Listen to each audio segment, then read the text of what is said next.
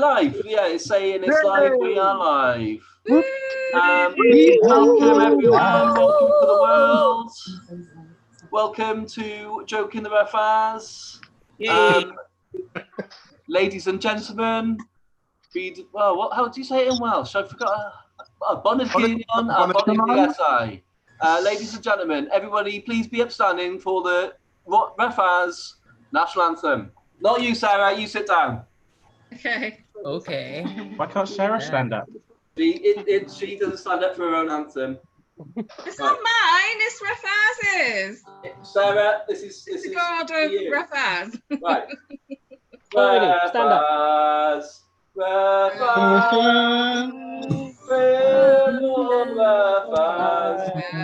Never Don't know knows what we're doing, but we're giving it anyway. We're all Ref As. Vaz. Listen all. Vaz. Fucking hell, Tom only just joined us. Honestly, thank God my trousers were zipped up at that point. All right. Yeah, welcome to Joking the Ref As. We have been going now this is the third one we've done now, and basically we're just looking to raise money for the NHS while we're in lockdown. For the previous two nights, we've managed to raise over £500. So yeah, massive round of applause. That helps. Well done.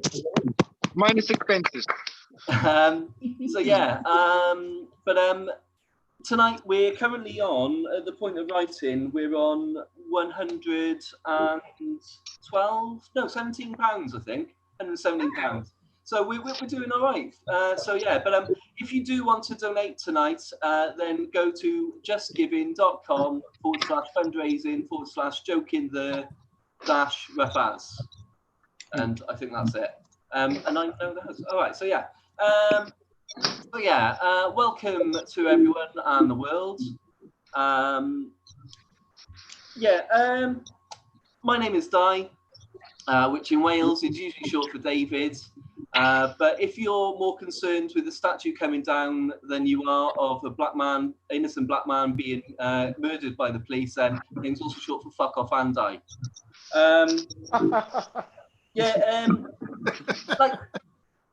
Whenever I'm a stupid person, I'm a stupid human being, and like for me to rationalise things, I usually do. What's that face? What's that face?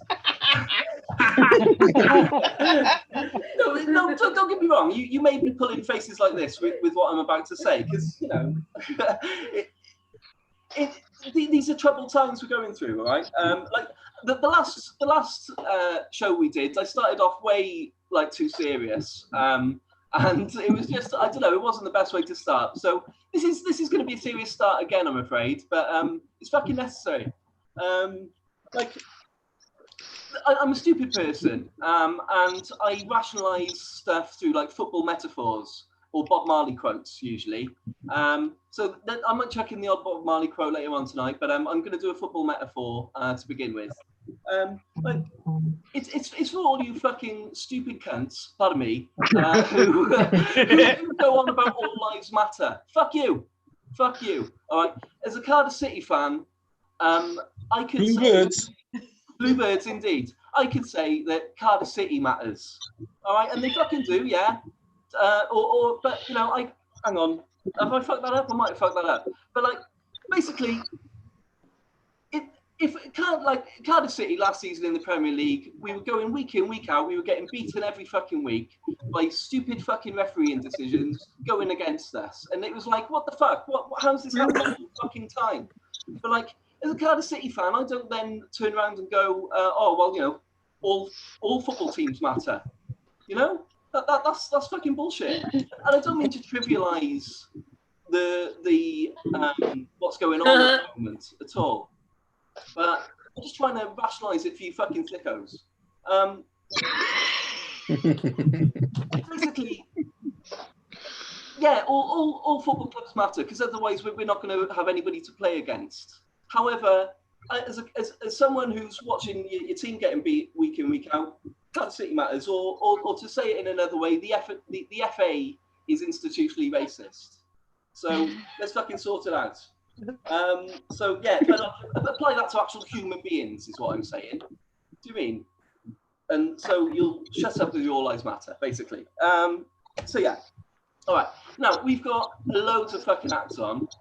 I'm sorry if people didn't necessarily agree with that, but like we're not all going to know what the right thing to say is, and like you're allowed to sort of make mistakes and learn from it. That's the main thing. So with that, let's get on, because we've got about 15 fucking acts. So I've done enough talking now. All right. So our first act for this evening, he's one of the best comedians on the circuit, I'd say. So everyone, put your hands together for Dan Thomas. Hey. Oh, how are you? This is good, isn't it? This is nice to be here. It's God, fuck it. I'm gonna start drinking straight away then. Welcome to my home with the curtains from my dead gran. She's just horrible, isn't it? There's a lamp. Hello. How's everyone enjoying their lockdown? I'm having a great one. I find myself every day just going through the news, trying to find anything that isn't about coronavirus at this point. Just any news that isn't coronavirus is good. There was a lovely story today about a young man in Thailand who was arrested because he'd been stealing shoes from his job in a shoe factory so he could take them home and have sex with them. Now, it says a lot that is a good news story in the current climate, right? Police broke into this bloke's house and they found 147 shoes, all just sizes and shapes around the place that he'd just been rubbing himself with, right? Amazingly, they found in the corner they found a box of Crocs that he hadn't touched. That's how shit Crocs are.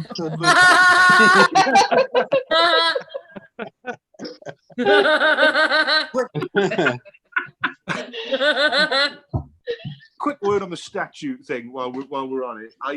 I've heard a lot of people saying, just morons, but people on Twitter saying things like, we shouldn't tear down our statues, doesn't matter what they did, this is how we learn our history. Like that's not how you learn your history. You learn your history from books, right?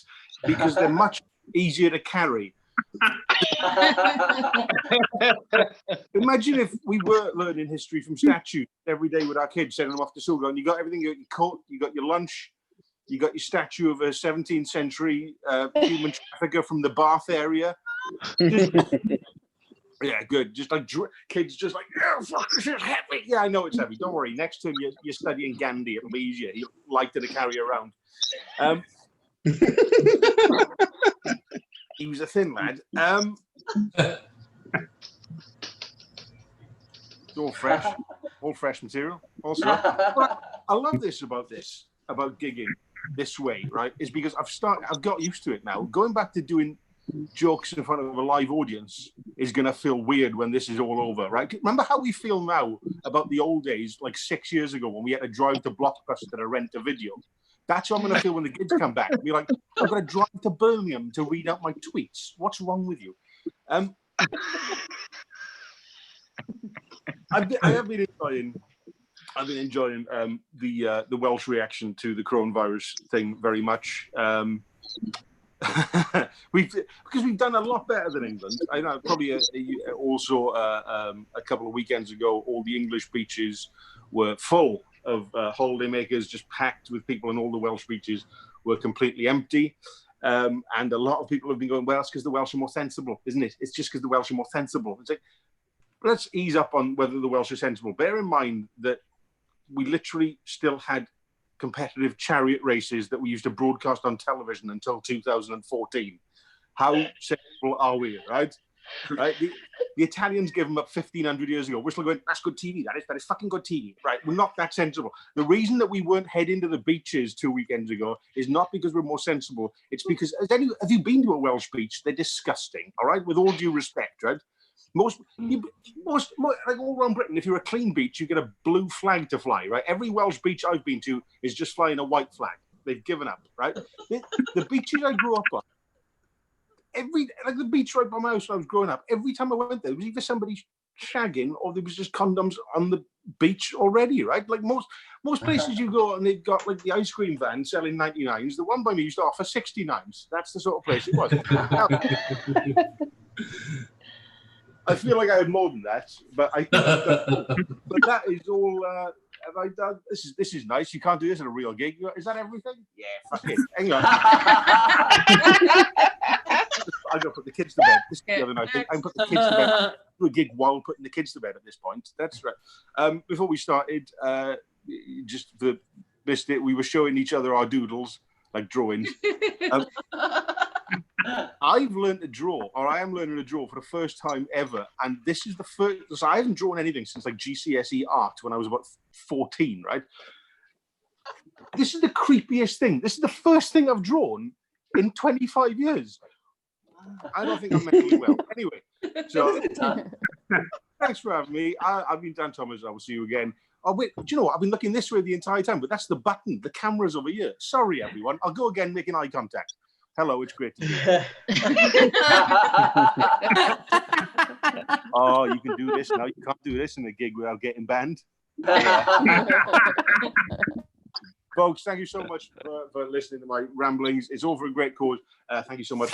Oh, and the shelf I built just broke, so that's great timing. Bye.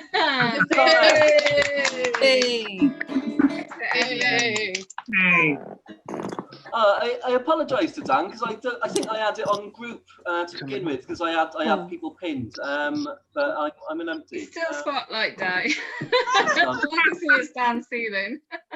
Still on. Oh God. Am I still on? Yes. Yeah. Oh right, and then spotlight. Yeah. Oh dearie me, dearie me, dear God! I've had a nightmare start. My analogy was rubbish. And I failed to have Dan spotlighted. I do apologise. All right. Yeah, I should have gone through a few rules as well. I probably said the worst thing you could say tonight now. But like basically, don't say anything dodgy, nothing racist, nothing homophobic, nothing what's sexist. That's the one. Thank you, love. All right. So yeah, round of applause for Dan Thomas there, everyone. Yay. If any of the audience members want to like unmute themselves, as long as you've not got anything on in the background as well, we can hear you laughing. And it's always nice to see your happy smiley faces, unless you're miserable bastards. All right. So our second act for the evening. We did a rubbish. We had a rubbish a number of women for the last one we did. So we've got a lot more women this time, thankfully. But this one is part of the scene. She runs absurd. What is it, Sarah? Yes, Ministry of Absurdism. Ministry of Absurdity. Absurdism. Sorry. Ministry of Absurdism. Absurdism. So yeah, by all means, check that out. But yeah, have a massive round of applause now for Ali Hancock. Yes. Good evening. It is me, the great Captain Ali. You're honoured, I'm sure. Yes. For those of you who don't know who I am, where have you been? I know where I've been. Everywhere. For I am the great explorer of time, space, and all reality. Yes, some of you might have been travelling. Maybe you've been to the Eiffel Tower. Maybe you've been to Chessington World Adventure. Maybe you've been to the big Asda. But me, I've seen everything. I've seen lands ruled by dragons. I've seen zebras whose stripes are the barcode to eternal life. I've even seen people made out of cogs and springs. Just kidding though, that's a wind-up. But I've even seen the end of the DFS sale. It was a Monday, there were some sweet deals.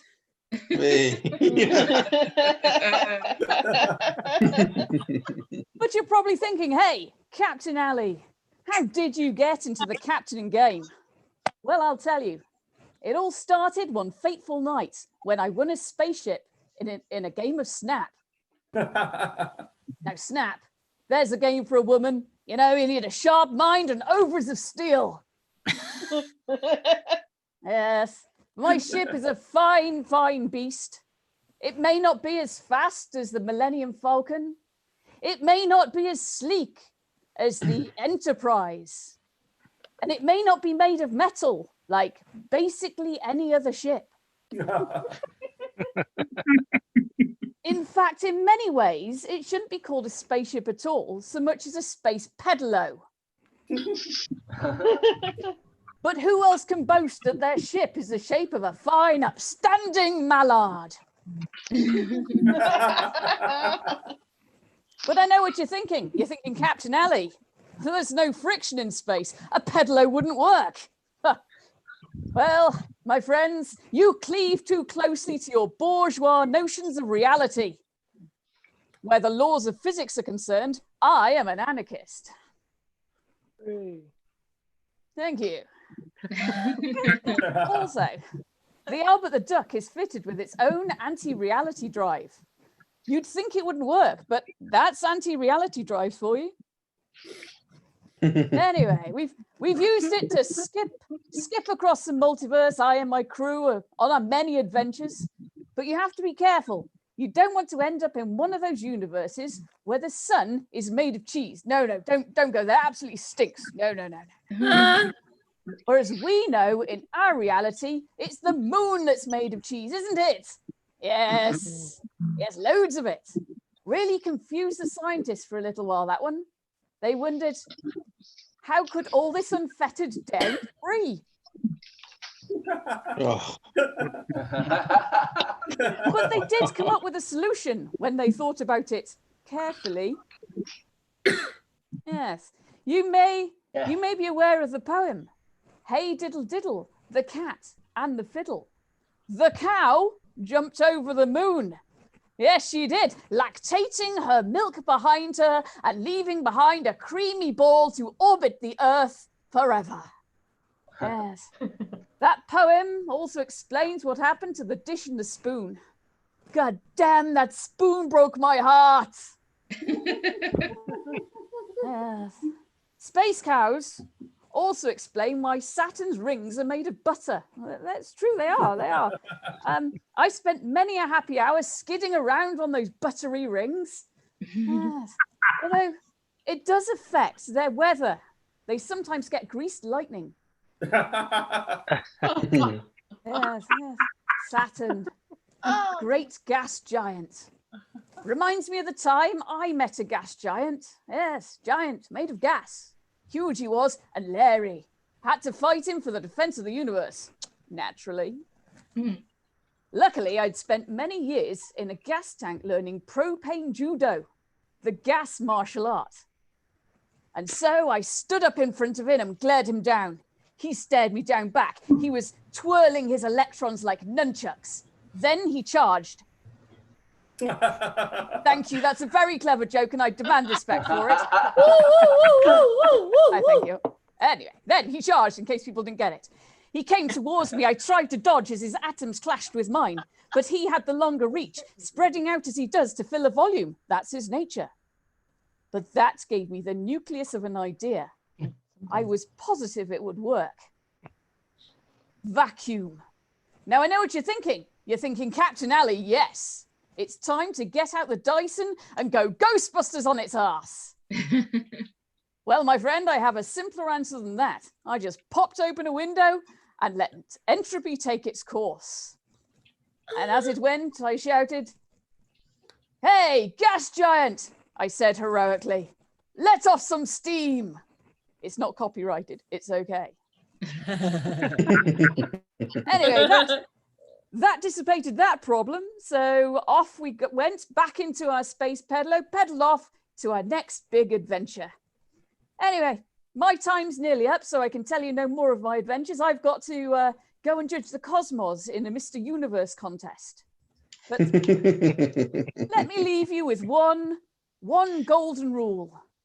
It melts at 1,064 degrees centigrade. Goodbye.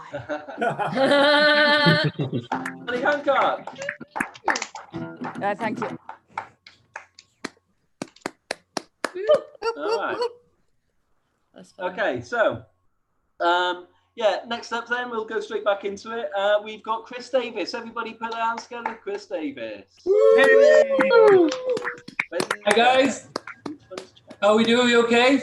Yay! Yay! Good stuff. Well, you know, I'm not one to exaggerate, but lockdown for me has certainly been a personal pilgrimage of epic proportion. I've gone from pouring scotch on my cornflakes to drinking it out of a glass. So, which is easier, and but I never realised how bland cornflakes taste. You know what I mean? But I'm quite happy at the minute because I've managed to give up smoking, and that's been quite hard because well, I'm really good at it. You know, I'm just not a quitter. But I'm really happy to say that. Well, I think it's as of today, I've gone a month smoke free, so I'm really chuffed with that. You know. It's well, I just got to stop injecting heroin and everything will be free. But lockdown has been hard for me. My emotions have just been all over the place. They've been like two fat kids fighting on a seesaw. Do you know what I mean? I just don't know what I've wanted to do. I mean, personally though, I wish they'd started lockdown sooner because, well, if they had, I wouldn't have had to go on that speed awareness course I went on. It was horrible. I mean, if you guys have been on any of these, they're terrible. I mean, the facilitators were the worst people. They had absolutely no sense of humor. I said to them, I couldn't drop below 50. I'd activate the bomb. Seems it was there you needed to be aware of speed, you know? But I mean, there were all sorts of people there. It wasn't just the facilitators that were the bad ones, you know? There was... I mean, because basically those sorts of people, they're particular sorts of people, aren't they? They're people who excel at giving mundane information in a very patronizing and condescending way, you know? They're the kinds of people that have to leap upon any opportunity. Like when someone falls over in the street, they're right there, aren't they? Stand back, everybody. Stand back, give me room. Let me through, let me through. I'll have you know that today I finished my first aid at work course. Thank you very much, just coming through. Excuse me. Yes. Was it the 4-day full course or the 2-day refresher? Guys still on the floor bleeding out like, is that a bright light I see? Is that you, mother? Will you shut the fuck up? We're trying to decide who's more important. You know, it's these people. But it wasn't really just the facilitators. I mean, they were the people on the course weren't so great either. I mean, don't get me wrong. There were some lovely people there who had made some unfortunate mistakes. You know, I mean, we all make mistakes. Who hasn't accidentally ram-raided Dorothy Perkins? You know what I mean? But there were other people there, like Pam. Pam, I didn't like Pam. Pam was smug. Smug Pam, we called her. She'd spent the entire previous evening revising her highway code. She thought she knew all the answers until someone told her that the highway code is regularly updated and cars now come with seatbelts. But my problem with the course was it just didn't diversify enough, you know? It didn't spread the awareness. I mean, there's so many other things that could be included in the course, like the importance of waving, you know, when you let somebody out. And I'm talking about a proper wave. I'm talking about a palm, 4 fingers and a thumb, you know, a proper wave, not the old finger off the steering wheel job, you know. I mean, I hate that. I mean, if I'm giving you my way, I expect more than just a finger. Do you know what I'm saying? And then there's those other guys, that wave at you when they're going across a zebra crossing. You know, you've stopped and they wave. You're like, I didn't want to stop, mate. You know, and then they do that weird, stupid dad running where they move their arms really quickly but walk at the same pace. So you're just like watching them, like, you're not fooling anyone. You know, I mean, why not spread the awareness like that instead of over-egging it? I mean, don't speed. I'm not condoning speeding. Do not speed. But Christ, they don't have to label the point, you know, in the most patronizing way. This is Malcolm. He's walking his son to school when he witnesses a collision between a person and a car traveling at 21 miles an hour in a 20 zone. Malcolm rushes over because he's just finished a 4-day first aid work course. Consequently, he's late for a meeting. There's a hostile takeover, employment of foreign labour, mass redundancies. Malcolm grows distant and gets depressed. He starts drinking heavily, which leads to erectile dysfunction. His wife leaves him for his best friend. He loses his job. He loses faith in the political system. He votes leave, and that's how we had Brexit. Speeding causes Brexit. Then another guy who was there, Stuart, puts his hand up and says, "Excuse me." "Yes." "What happens if you run over a murderer? Surely that would have positive repercussions." The guy's like, "I cannot condone the running over of any human being." "What if Hitler was crossing the street?" Like, yeah, you're having the points. You're giving me the Stuart went berserk. He went berserk. You're giving me the points. You're giving me the points for having a difference of opinion. This is just a cash cow, and you, my friend, are just a cog in the machine. A machine that exploits the lower classes by extorting money off them, by enforcing rules upon them under the guise of democracy. Democracy! I don't remember voting for speed cameras. Nobody voted for speed cameras. Are you gonna give me the points just so you can feel important? Yes. Now fuck off. Yeah, but he was pissed. He was really angry. You know, I mean, and we were all kind of inspired by what he said because it was true. You know, we were all ready to stand up on our desks and proclaim our allegiance to him, like the end of the Dead Poets Society. You know, we're about to get up and say, "Oh, Stuart, oh my Stuart," but we didn't. Fuck Stuart. I didn't want the points. Thank you very much, guys. I'm Chris. Good night. Oh. Chris Davis.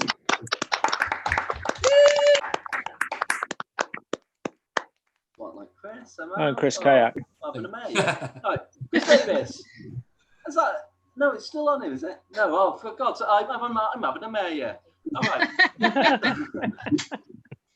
All right. So the next actor that we've got up now. She is new to the Refaz community, but she's certainly a welcome inclusion. She's been doing the odd thing with Sarah Bridgman of Refaz fame. It's called The Kitchen Sink, so you can check that out tomorrow. I think it's 3 o'clock, but she'll confirm that for us. So put your hands together for Lucy Orchard. Hey! Hello, everybody. Yes, I'm Lucy Orchard. I'm new to Refaz, but I've become partners in crime with Sarah Bridgman. I've been portrayed to take her over. I'm so excited to be a part of this tonight. I am actually a Philly girl, so all the money raised tonight is going to the health board that will be saving my friends and family. And my friend Wadey is a nurse for that health board as well. So don't be shy, guys. Give us some cash. But I really want to sort of get better as I'm quite a new comedian, and I just want to be as great as the female performers that came before me. I want to be like, you know, Joan Rivers, Victoria Wood, and my personal heroine, Lily Savage. Well, you've got to have a set of bollocks on you to try and do stand-up through a webcam in your living room with just your cat judging you. So I wasn't quite sure if I'd have the confidence to do stand-up, but my ex-boyfriend, he said to me, listen to this now, he said, "Lucy, darling, you got in the bag." He said, "I look funny." He said, oh my God, echo. He said, "I sound funny." But he said, "Recently I've tasted funny." Don't worry, that joke always splits the room. It is a little bit Marmite. I mean, not the joke, just the texture and the viscosity. Like a lot of you, I used to have a job. I was a truck driver, international long distance tramper. Seriously. I didn't plan to do it, but my ex did me into it. We dated for around about a year. Now, guys, if you don't like puns, buckle in. So, it was never going to work for 3 reasons. All right, listen to this. He was long distance. He drove me nuts. And he was a fucking narcissist. Being a woman driver, I thought I'd be inundated with offers of romance. Well, I thought I'd be elbow deep in dick by now. But ultimately, the last men near my truck were there to steal my diesel. Don't judge me. I let them. I like the attention. So in the family planning office, the nurse said to me, Lucy, what are you using for contraception? And I said, it's simple. My sparkling wit and an emasculating occupation. Not been knocked up once. So I'd like to take a second just to dispel the thoughts that, and the myths that truck drivers sit in their cabs all day watching porn and masturbating. I don't watch porn. I got an imagination and I'm too tight to waste the data. My type of truck driving was different. I used to drive for the music industry. I drove trucks for music concerts. Now, if you don't know what they were, ask your parents. You can look them up on Wikipedia. It's all the rage. We used to fill tiny rooms with a lot of people and play loud music at them. And last year, I was voted best female truck driver in the events industry in the whole of Europe. Yay! Yay. No punchline, boys and girls. I'm just globally smug. So I used to travel all around Europe in my Arctic. Been here and there and everywhere. We used to go to Amsterdam. Sorry, I used to go to Belgium, cheap fags. Used to go to Luxembourg, even cheaper fags. And I used to go to Amsterdam. I haven't got a clue, but there's definitely something in those fucking fags. As we used to say in the industry, darling, the show must go on. And I had to go from Barcelona to Verona in one shot. So we get given a double driver because we can't drive those hours on one card, as we'd say. So if you don't know what a double driver is, I'll explain it. They put a strange man in my cab who can hopefully drive a truck and not touch himself whilst I sleep.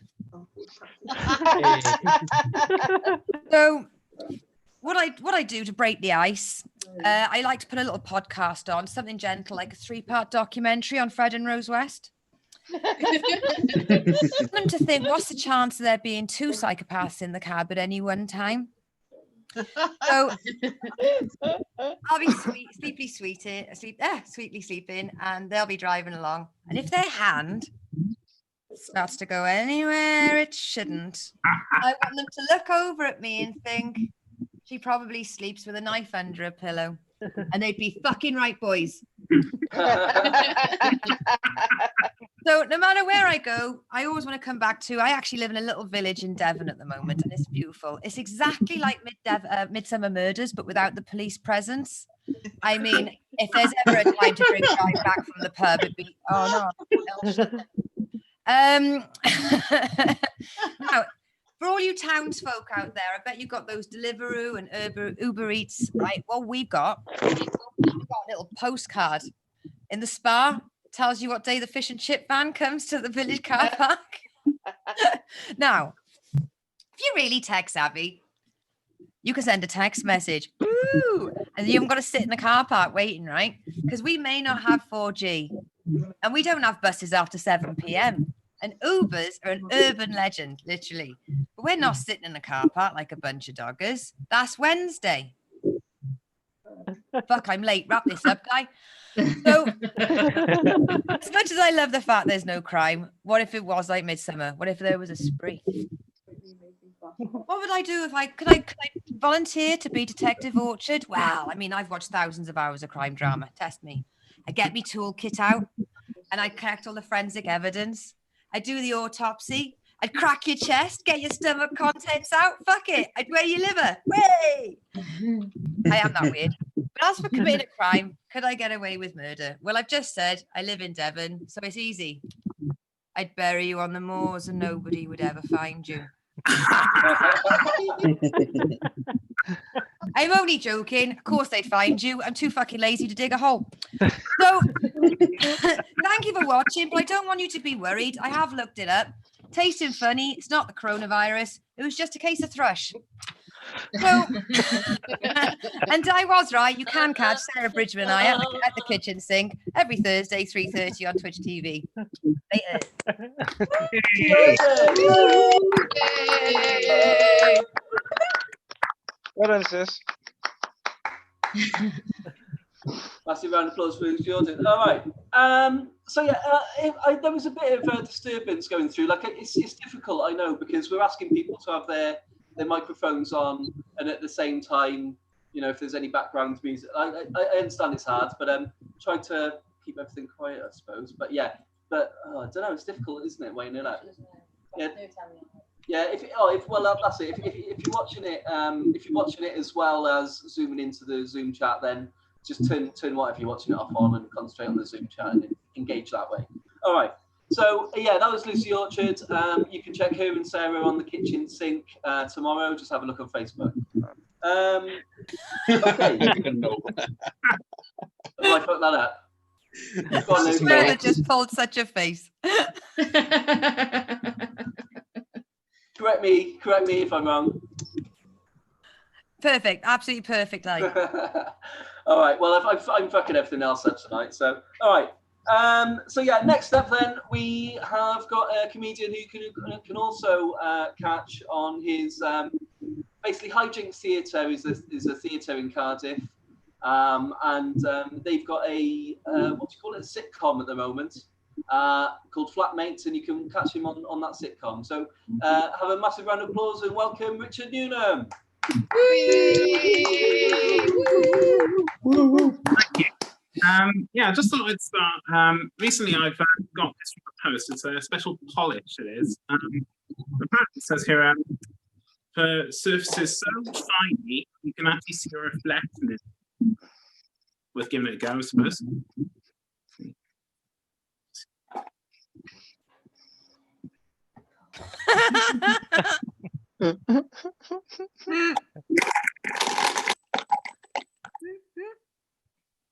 What do you think, everyone? Can you see yourself? Well, it's always good to reflect on something, isn't it? Speaking of reflecting on things, as I told you before, I've been, since lockdown, I've been trying to lose weight. And the other day, my wife saw me and she said that I looked thinner. Yep, that really boosted up the endorphins there. So I went into the bathroom, my normal attire, and I looked in the mirror, I just thought, yep, red hot as usual. Yeah. And yeah, and then I was basically over complimenting her. I was saying, like, oh, beautiful, you're like a mushroom. You're always a fun guy. Girl. Never mind. I know. Oh, beautiful, beautiful. You're like the summer of 2018, extremely hot. And eventually, she was getting a bit tired of this. She was like, Rich, yes, beautiful. Why are you over complimenting me? Well, you gave me a lovely compliment the other day. He said I looked thinner. Well, Rich, there's something I need to tell you. You see, what was, she said I looked thinner, which I thought was a compliment until I realized she was talking about the top of my head. And, yep, that went down well. And so,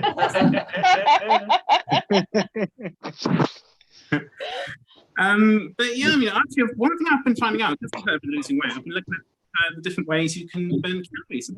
Actually, one was giving blood. Apparently, means you can burn calories giving blood. At least my doctor seems to say so. I actually got his card. He's a European guy, but he really is like, here's his card.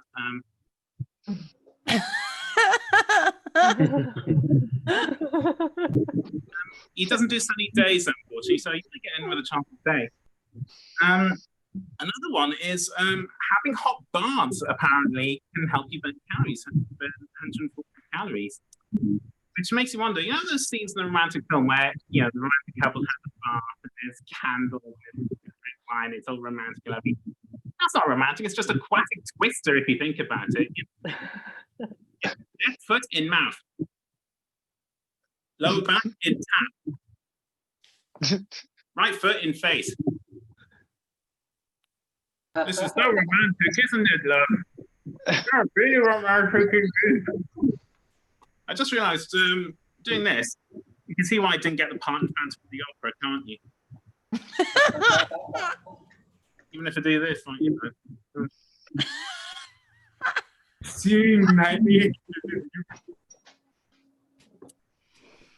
But speaking of singing, I was in the bar, and I was thinking about Craig David, as you do in the bar, and I was thinking, day and age, in lockdown, how would he have been able to? What somebody have written if he was in the same age? I mean, you think it's 7 days? Well, that's not nowadays. I'd have gone something a bit like this. Met this girl on Tinder on Monday. Had a virtual drink on Tuesday. We were having phone sex on Wednesday. And on Thursday, Friday, and Saturday, Netflix and chill on Sunday. Just don't want to be as fun though. Just because I'm a big fan of Lucy's.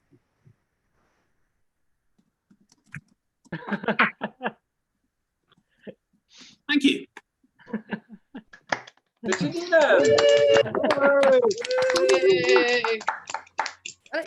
Well done, Mitch. Yeah. All right. Okay, so we've got one more act on, and then we're going to have a break.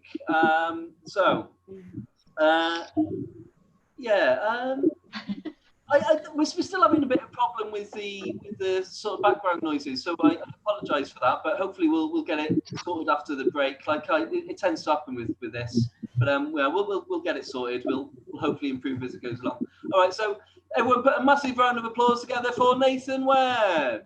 Hello, guys. Hello. Are we all right? Yes.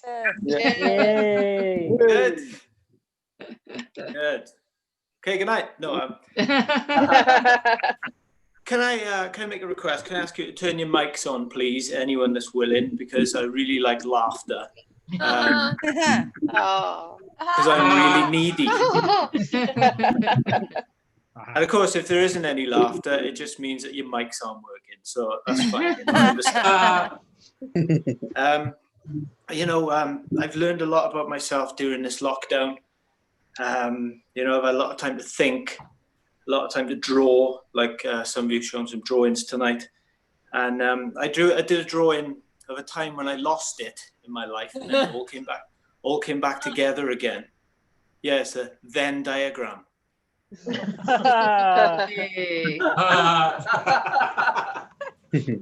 Okay. I've had time to paint as well. I did a painting with my son, right? And he's only 3, and he really loves his new edible paints. Very sophisticated palette.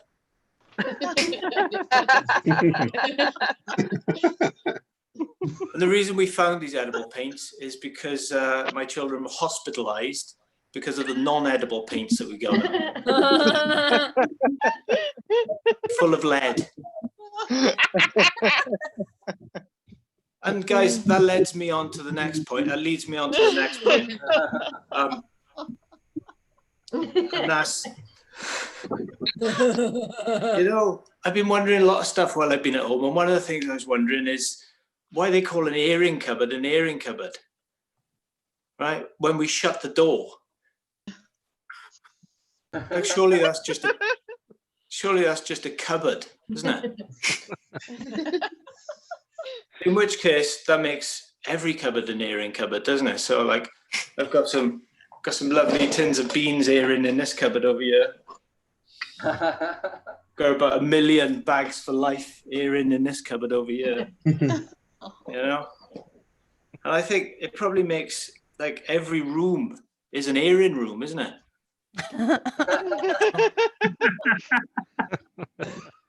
Apart from your smoking room, of course, and your drawing room if you're posh. And speaking of posh, guys, I see in London that the most dense concentration of COVID-19 was actually in Kensington and Chelsea. And I started to wonder why this was, and then I realized it's probably them sharing straws and rolled up 50s for their cocaine. More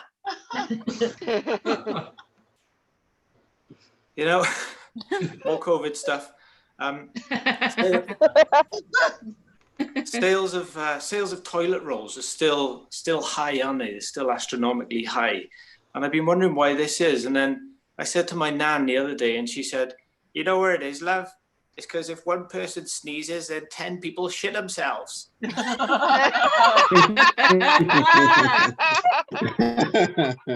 Bless you, Nan. I really hate people that overshop.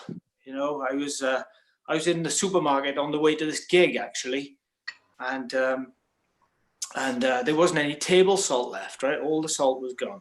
I thought, oh, selfish. So what I did, I bought myself some. Use my noggin, guys. I bought myself some dishwasher salt. Oh. Yeah, and then when I got it, it said on the pack, it's really good with chips. And when I got it home, it tasted disgusting, I gotta tell you, right? Because how was I to know that it meant chips on your crockery?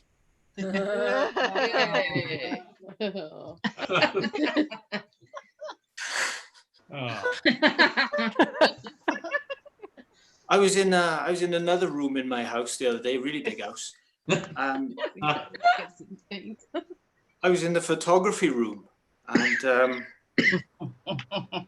my wife Roxanne came in, right? She wandered in, and she didn't realize that we've gone digital now, right? And she was about to switch on the light. Actually, trying to help out, and I stopped her. I said, "Roxanne, you don't have to put on." I'll leave you with this one. Are there any men in tonight? That's it. Are there any men in tonight with more than one child or offspring? Give me a cheer. Hey. Well, you really are motherfuckers.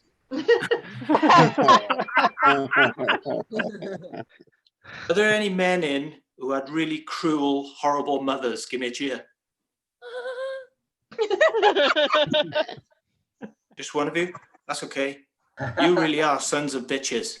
Are there any people in, you know, any men in who had both, who got several offspring? This needs work. Who got several offspring, and also really cruel mothers? Give me a cheer.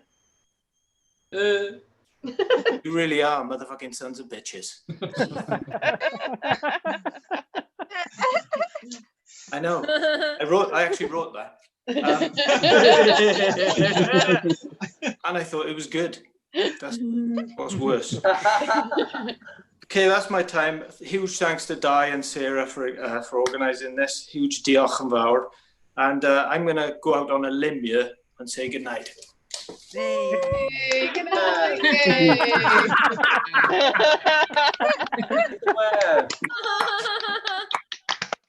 All right. Back in that section, we had Dan Thomas, keep your round of applause going, Ali Hancock, Chris Davis, Lucy Orchard, Richard Goodham, and Nathan Webb.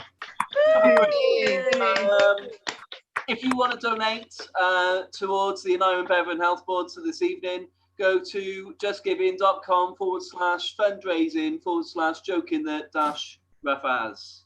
I've also put a link on YouTube, Di. What's that on? The link's on YouTube. Yeah. YouTubers. I'll play some tune. I'm going to play the tune, and yeah, we'll have a break. See you back in about 5-10 minutes. Yay. This is the bit when everyone in the Zoom chat normally just starts talking absolute nonsense. So if anyone on YouTube has any questions to ask, any deep world problems that they think 20 gobshite comedians could fix, feel free to ask, and we'll fix them for you. Are you going to monitor that, Sam? Yeah, I'm watching now. Cool. So can we ask them for opinions on takeover in your house? Sorry, Sam. Can we get opinions on takeover in your house? Yes, fellow wrestling fans. What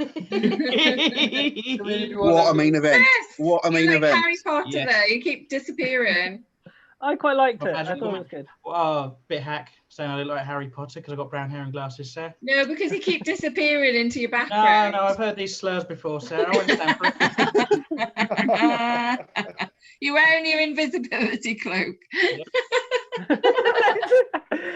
It's not invisibility cloak, it's invisibility beer. One sip and he goes for 2 seconds. Yeah. Beautiful. Guys, can I check my audio again? Can you all hear me? Yeah. That's all good, Ben. Yeah. I tried to look for the invisibility shot, but I couldn't find it. Do you That's the camouflage trousers. do you Right, think I'm the gonna get dodgy ladder spot was real, Chris? In the parking lot.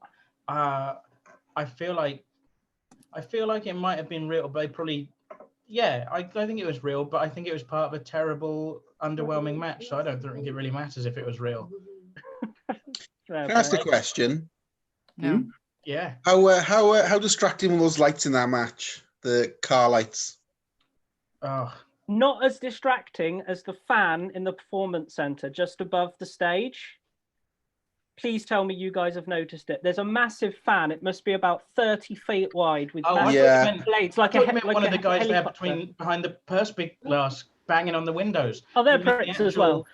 Yeah, the actual whirring, horrible. Yeah, no, that's really horrible, isn't it? It's really distracting. Thank you, Lucy. Thank you. Can For, anyone just highlight my video, please? If we've got anyone driving the test, I think everyone needs to see what I got sent. Di's gone. Oh, that's. Oh yeah, I see it. Yes. You're gonna have to. If I keep speaking, will that highlight my video? Can you all see what Sam sent me by messenger? All I wanted was a dick on speaker view. About her vaginal juices having the texture and consistency. All I wanted was a dick pic. I heard it while I was doing my face. Oh, okay, fine. Well, explain that then. If you can't see it, it says Orchard, Fanny Extract. I'm a woman and I drive trucks. Oh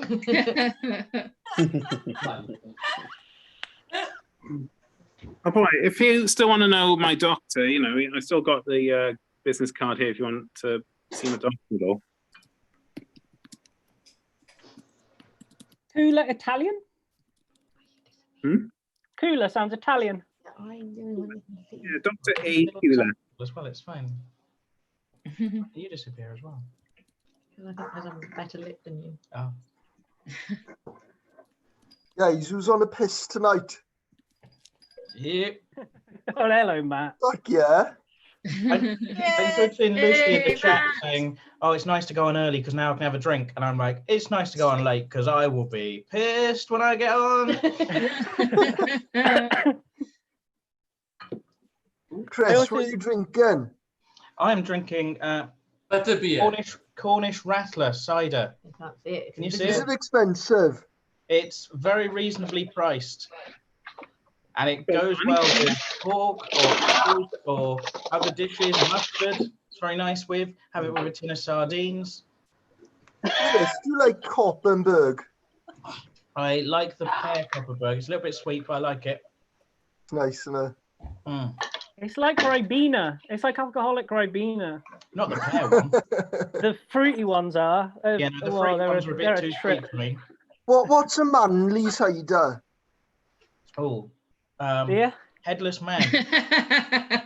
Oak aged in rum barrels. Really nice. Scrumpy Jack. There's also that, is it something Westerns? The one that's like 8%? Oh, Henry Weston. Henry Weston. Yeah. Do they still do Super Stonehouse? Or Stonehouse. Rosie is like 9% or something. Special VAT. Like special brew of apples. Skullfuck. Special red. We have a question from YouTube from Dan Morgan, who has a teething baby and wants advice to how to help a teething baby. And I think all this strong strength cider is probably the best advice we could give. No, whiskey. Whiskey will get it done quicker. Whiskey will get it done quicker. Yeah, get that one And don't fuck about. Don't you put some in? Haley knows these things. If you want the official advice, I would say make some, you get those lollipop makers, make some like sugar-free squash ones, anything cold, free strawberries, that's the one I did. You can buy teething gel. I would just put rum straight into a bottle and that would be it. Rum with a tiny bit of milk. I want that. Oh yeah. In a funnel with a tube, put the baby upside down. Just tell the baby to fucking deal with it. Just deal with it. There's bigger shit going on right now. Up your Jesus, fucking guys, what was whinging, your yeah? first drink? You young people and your fucking problems. Yeah, bloody millennial. The rocks Yeah. Little rocks of crack. No, I do say. Ooh, I do say. people are dying, Steve. But I Guys, do what was say. everyone's first How do you know drink? his name's Steve? It's Dan. It's Dan Also, Morgan. imagine his baby. Send it Every back. baby is a Steve. But I do say. Like, Is a good stick in a whiskey bottle. Like the Black Books episode, stick a stick inside a whiskey bottle, make it a big one, like I don't know, Grouse or High Commissioner, freeze it, and smash the glass, and you've got a whiskey lolly. That's the way. You just take a stick and you stick it in the whiskey bottle, and then you have a lolly. Yes. No, I'd have him. I'd have him. Rich, when I was a kid, my dad had a bit of a drinking issue, and we got these ice lolly makers when I was like 5 or something, and I tried to make my dad a whiskey ice lolly. Whiskey doesn't freeze very well. I did, yeah, seriously. Got his best whiskey and everything, poured it into like these little heart-shaped lolly shit things from the 80s. He wasn't happy. But it don't, Did it freeze? Not very well. From what I can remember, not very well. What about if you mix it in water? Sometimes you can mix whiskey and water, so maybe that, I don't know. To lower the... Carl That is an Morgan incredibly on our heartwarming chat. story of enabling, isn't it? Carl Morgan in our chat says little rocks of crack. Yeah, that works. Of any use to you, Dan? Or Then just they some can't smack. sleep. That's the problem. Just a nice syringe full of smack. Not LSD though, because they'll be...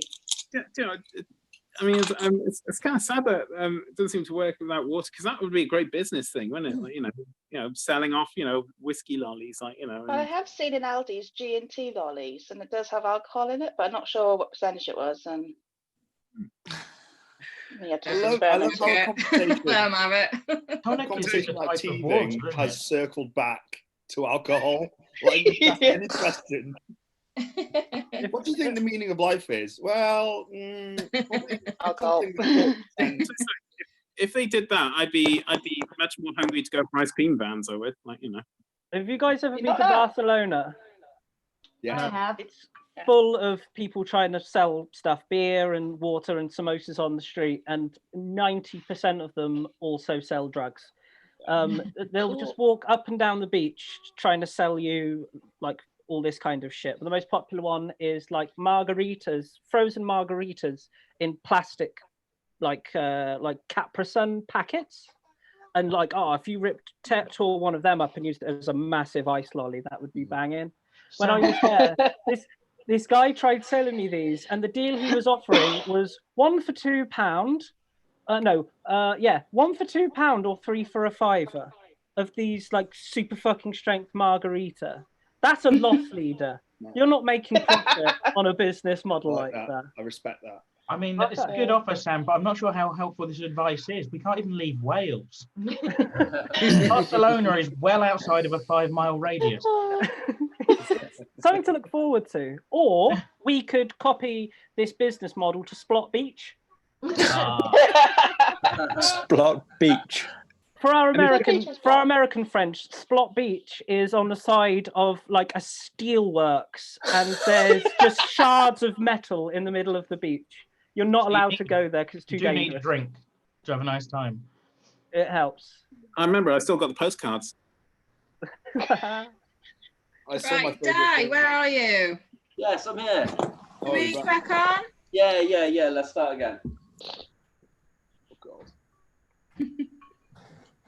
Okay. All right. So we've had our breaks. Everyone ready? Yeah. Yeah. Let's Yeah. go. All right.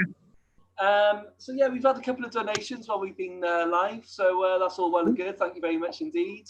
Where are we up to? I don't know how many we've got watching on the YouTubes. I don't know. 20. 20. 40. 20. 20. That's decent. That's decent. Oh, yeah, we've got loads of people in here as well. So we've got another 6 acts. So we best get going. This tonight has been for Aneurin and Bevan Health Board, which up until tonight was the worst affected area of Wales by coronavirus. I think it's just unfortunately been overtaken. It's all unfortunate, isn't it? But So yeah, but yeah, that was one of the reasons for doing it. But this next act is from the affected area, but he's also a very, very good comedian. So put your hands together and a warm welcome for Sam Lloyd. I love that introduction. I will be from now. Whenever anyone asks, where are you from? I'll be like, no, the affected area. You know. For those who don't know me, who haven't met me before, my name's Sam Lloyd. I've started pre-drinking for Lidl. Been quite fun. I don't know if people were watching the chat, but Sam Smith, a good friend of mine, mentioned Barcelona. Fair that you expect that from me.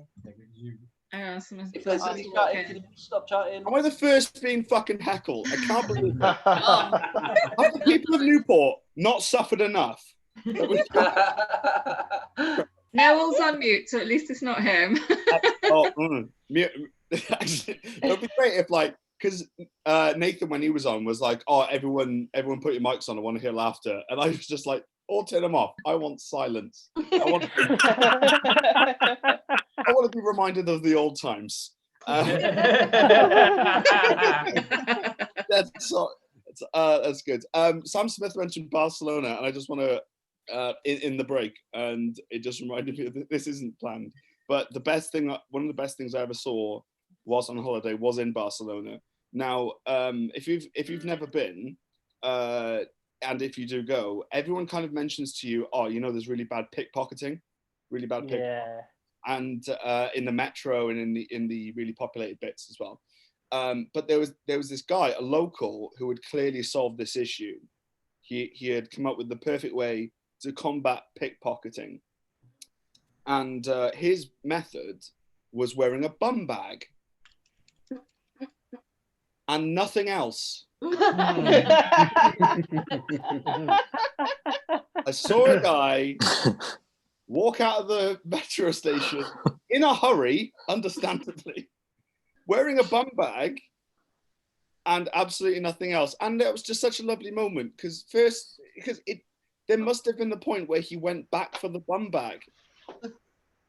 Like he had forgot, I can't, thought I was missing something. Yeah, my wallet. It was lovely. Good. Shouldn't have started with something made up, but good. I want all my gigs to be from my bed. I'm not going back to the old times. I'm lying down. Fun game. By the end of the set, is he wearing pants? Okay. By the way, one last thing about, because obviously you try and do topical stuff, but it's mainly really depressing. But the statue in Bristol being toppled, I think, was fantastic news. Not only for us on, someone who profited from slavery no longer being celebrated, but I feel like that was also a fantastic day for Bristol's racist fish.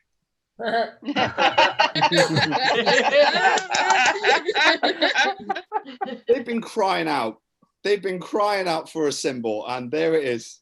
And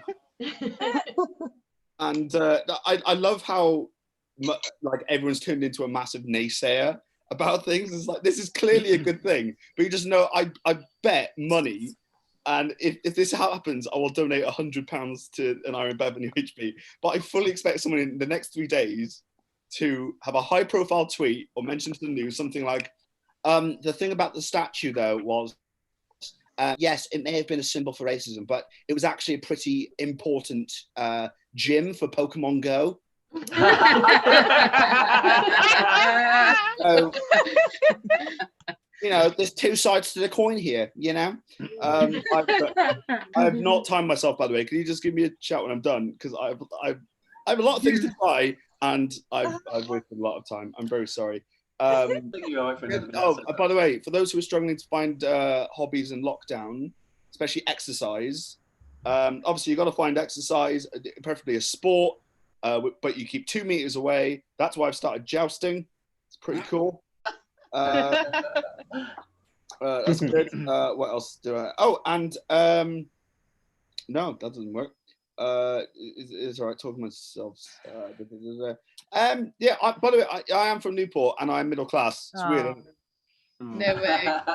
Really weird. Basically, being from Newport and being middle class means that for my next birthday, I want a really nice knife.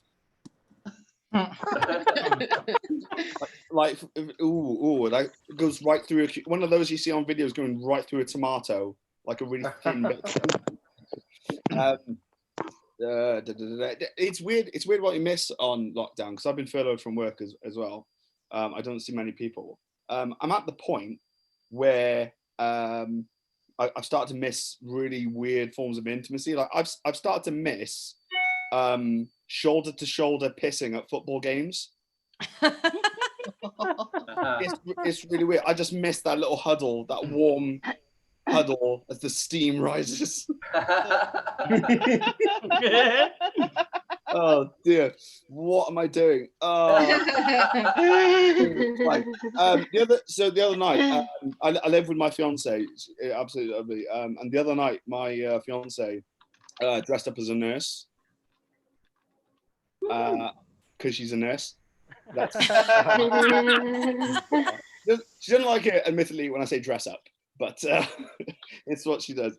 I like that joke because people find like nurse is like a typical sexy outfit. Like people like to role play as a nurse, and it's now that I've lived with a nurse, I find that incredibly weird. I can't. I'm not someone who can, make that fantasy anymore. Because for me, it's like, oh yeah, I just want my partner to, be tired and stressed at the same time, and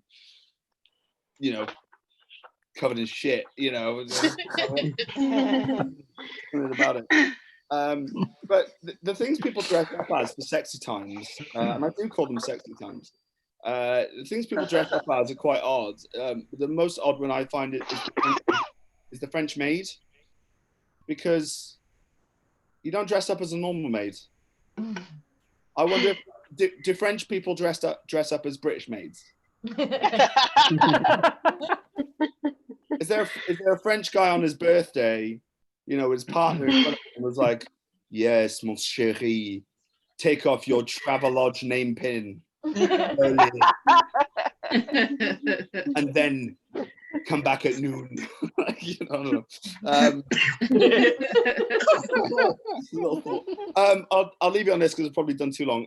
But you gotta, when you're in a relationship with someone for what? We've been together for 8 years. I think it's getting serious. And we've been together for 8 years, and you got to keep things exciting in a relationship. After a while, you can't keep each other boring. And the way we keep things exciting is pretty good. It's pregnancy scares. It's pretty exciting, honestly. A few months ago, my partner said, "Oh, by the way, I've taken a pregnancy test," and I thought, okay, this doesn't make sense because we haven't had sex in a month and she's too tired to cheat. So I said, why have you taken a pregnancy test? She said, well, I've had symptoms of pregnancy. I just wanted to be sure. And obviously I trust her opinion. And she said, so I said, what symptoms? And she said, well, I've put on weight. And I said, what else? She said, that's it. This is a medical professional. And by her logic, if putting on weight is the only thing you need, I've been pregnant since I was 8.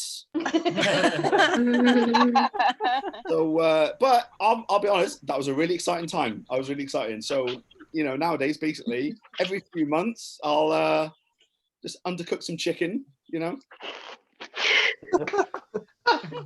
He's throwing up in the morning. And there's a question, it's like, ooh, is it morning sickness or is it just a mismanaged coq au vin? Guys, I think that's my time. This has actually been surprisingly fun, given that I'm not wearing pants. It's been a lot of fun. Just a quick thing. Thank you very much. Please support an Iron Bevan UHB. If you are attending the protest, if you are watching and you're attending the protest in Newport tomorrow. Please look after yourselves. Please wear a mask and keep your distance. And look out for yourself, for each other. Black Lives Matter. Thank you very much. I'm Sam Lloyd. Bye. Bye.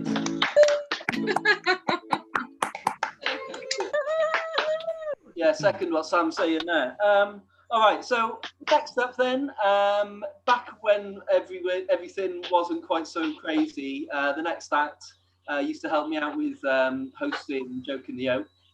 And so it's very nice to have her on a Zoom finally. So put your hands together for Hales Corney. Yay!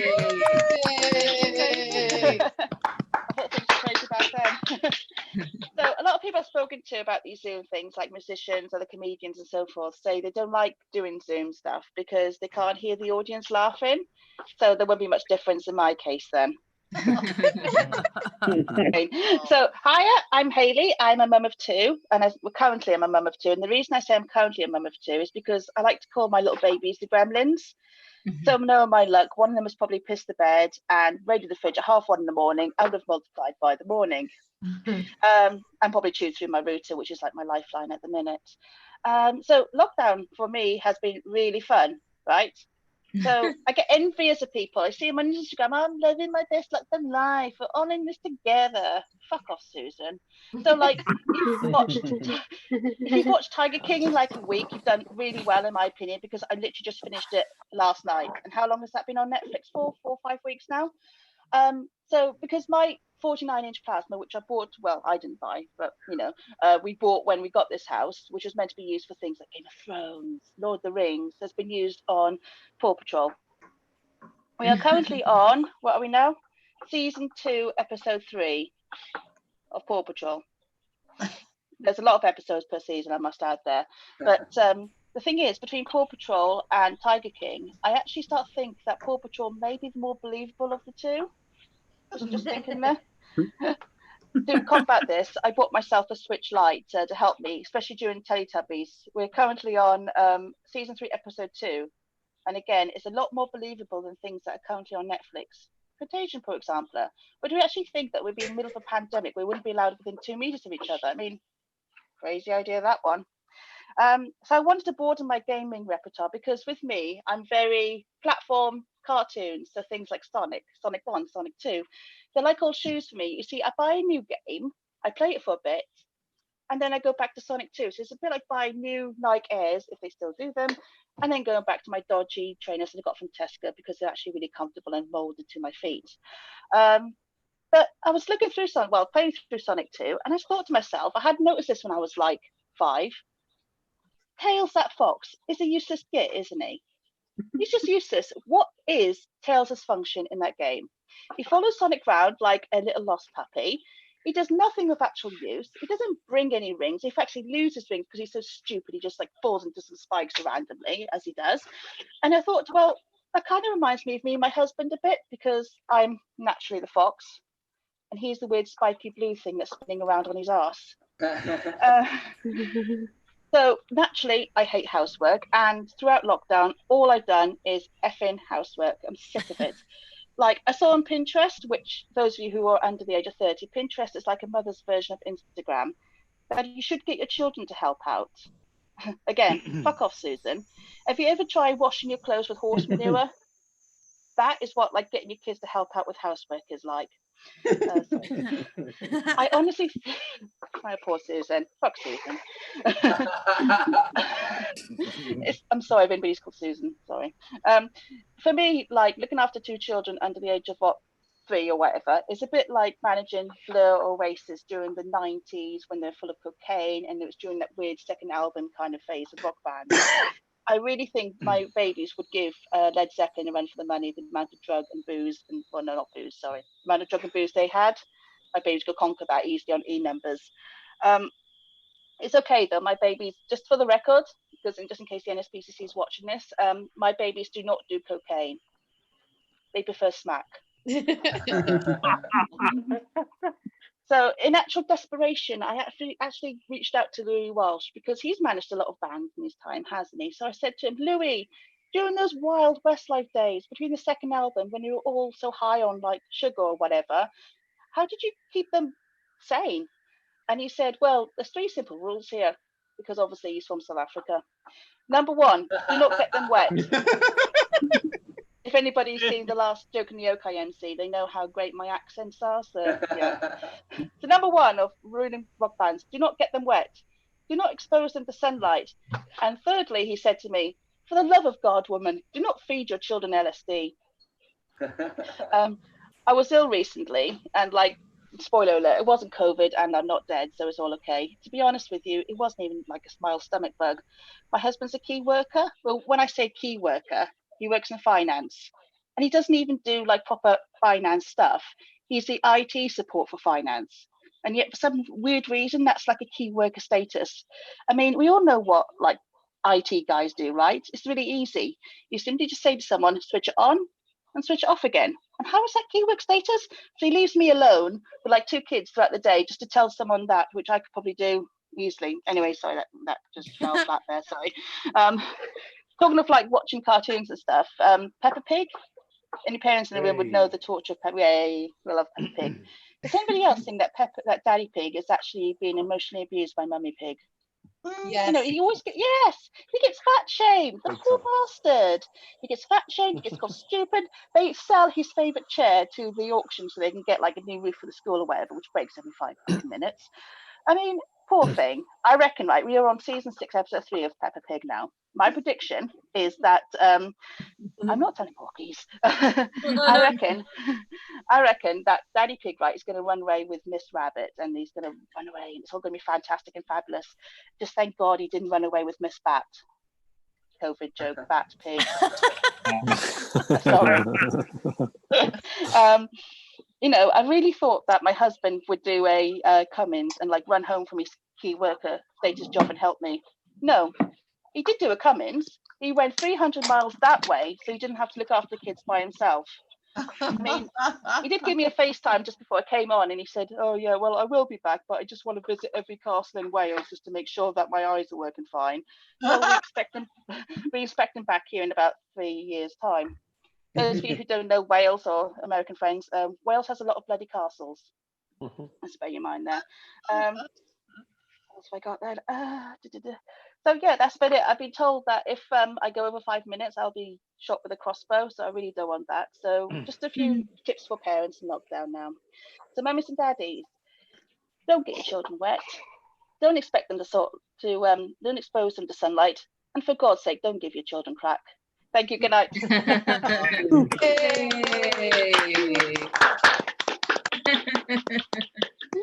Oh yeah, just to clarify, I wasn't the one threatening to shoot anyone with a crossbow. Yeah, no, we've got quite a few on, but I think we're running all right for time at the minute, actually. But so I'm not going to waste any time though. So next up is another fellow ruffian. I'll go as far as to say a friend of the show. First friend of the show. So yeah, put your arms together. Put your hands, whatever you like together. Sam Smith. Hey, hello everyone. Hello. Hope we're all doing well in these trying times. I've been saying that for 3 months now, and it's not that they've got any less trying. I've been quite down these past couple of weeks, to be honest. I'm sure most of you have. There's a lot going on, and it's all really serious. It's all really bad, and I agree with horrible things with police violence against Black people in America.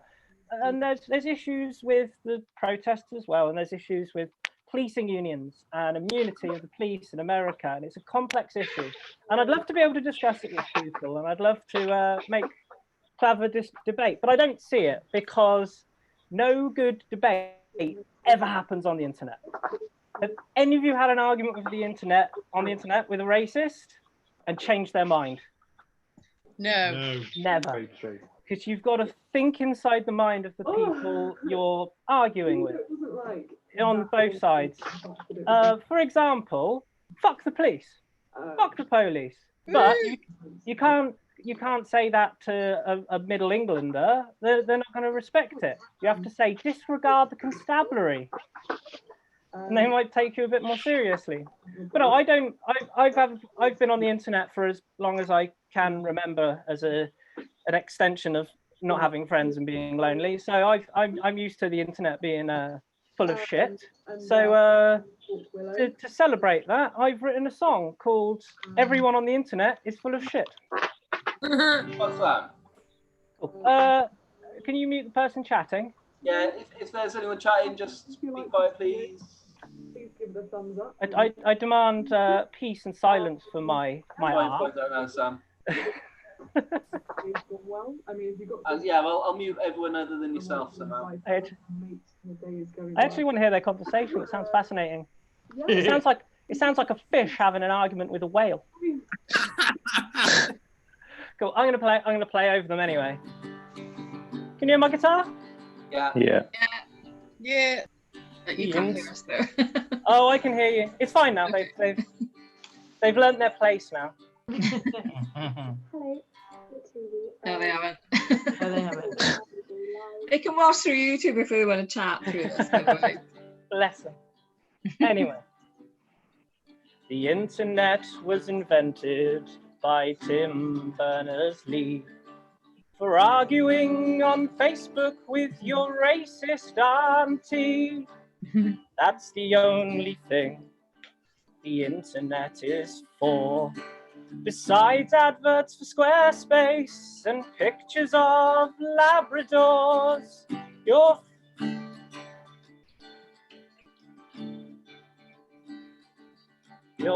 full of shit. You're full of shit. Everyone on Facebook is full of shit.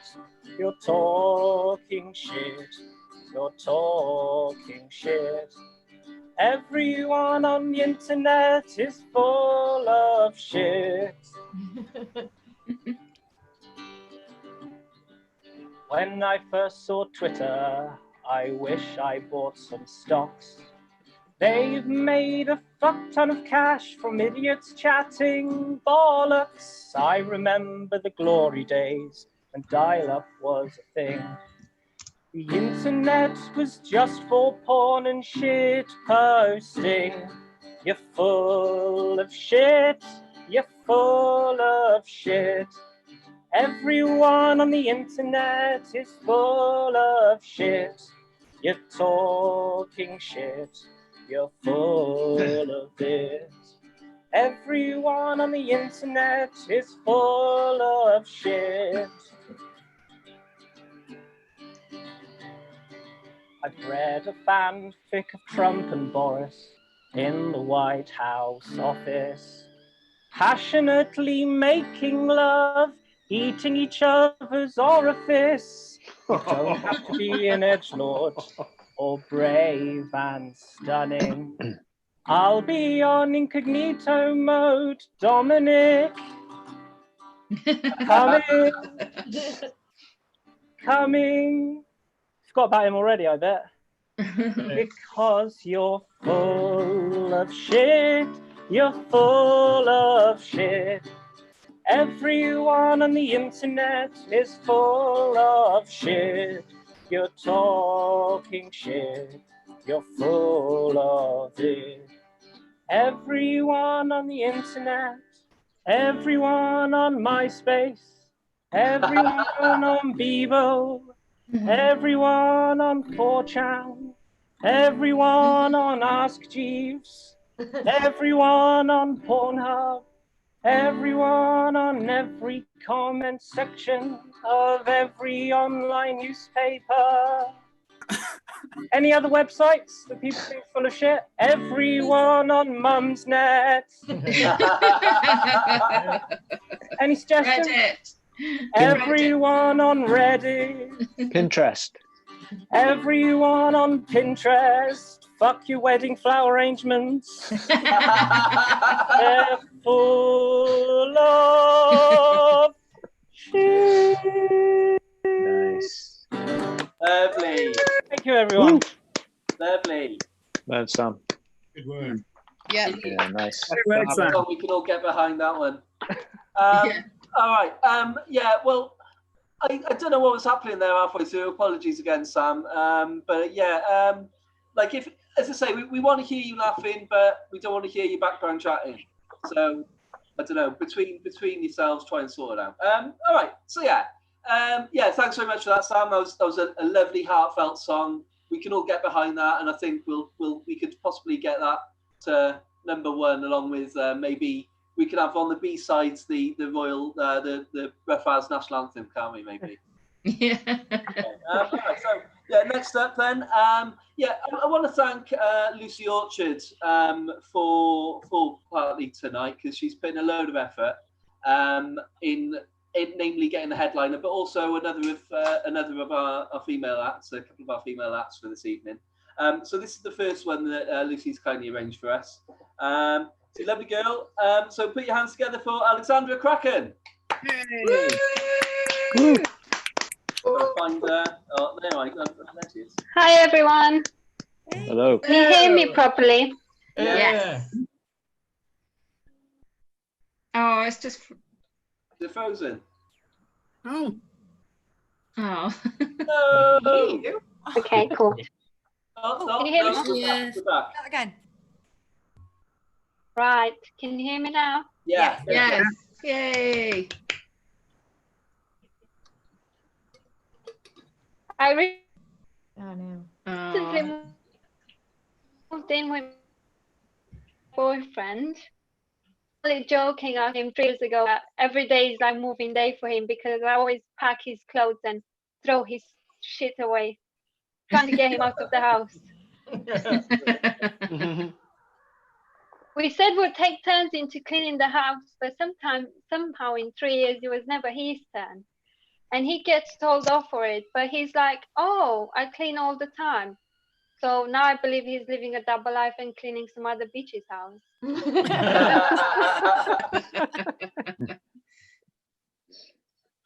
It's challenging arguing with him, you see, because I'm not actually English.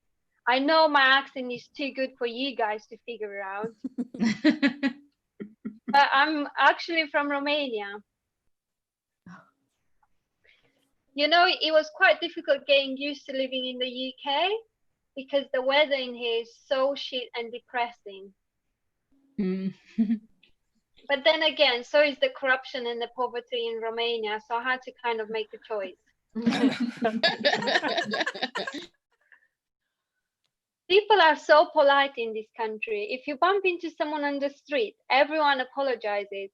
If you bump into someone on the street in Romania, none of you says sorry. You're just greeted by watch where you're walking, you fucking moron. Unless you get the chance to say it first. There are also stray dogs in Romania. Don't worry, guys, you don't have any in here. It's probably because of all the Chinese restaurants you have around. Everything is cheap in Romania. The beer in here is like from £3 to £5, and in Romania is like £1. And you guys still get to be the alcoholics. I know a lot of men think Romanian girls are easy and they'll sleep with them for a beer, but that's not true. I've been told that some of them won't. There are also only 2 races in Romania. You're either white or you gypsy. There's no actually in between. First time we got to Romania with my boyfriend, we got into the cab from the airport, and the first thing that he did, he put his seatbelt on. I turned around, looked at him, and I said, what in the hell are you doing? In Romania, we don't wear seatbelts, we die.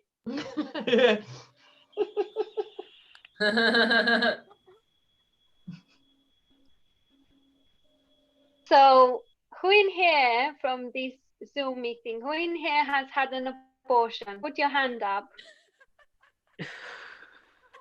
No? No, just me then. I have though, I have, yeah. I had it on your NHS. Cheaper than condoms. For me anyway, because I don't pay any taxes. Anyway, I had my procedure, right? I had my abortion and I took the bus home that day. And the bus was packed with people, there was no place to sit. And you know those signs with the priority seats for people with disabilities, old people and pregnant ladies. Now, I think those signs are a bit outdated, and I'll tell you why. There was this young girl sitting on one of those seats, and she didn't seem like she was any of the things that I said. So I went to her and I said, "Excuse me, I feel really sick. Can I have this seat?" To then my surprise, she asked me, "Are you disabled?" No. "Are you old?" No. "Are you pregnant?" I looked at my watch. "Not since 4:30, I'm not." She said, "Sorry, I can't give the seat to you." I said, "Girl, if you don't give me the seat, I'm gonna bleed all over you."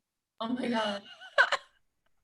She moved her ass so fast from there, I thought she was gonna trip on her guide dog.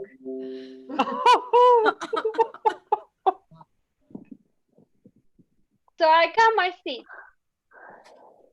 And I was thinking, you pregnant ladies wear those badges with baby on board. We need some progressive new badges for people who join, like abortion today or no baby on board anymore. So I won't have to spell it out for everyone, and also let people know that I got rid of my disability. So then I got out of the bus and went to the shop to buy something to eat, to try and fill the void that was left. But what do you eat to fill the space of a dead baby? A Freddo, maybe?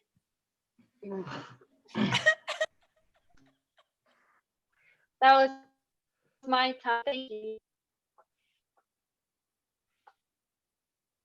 Okay, Alexander Kraken. Let's keep on moving.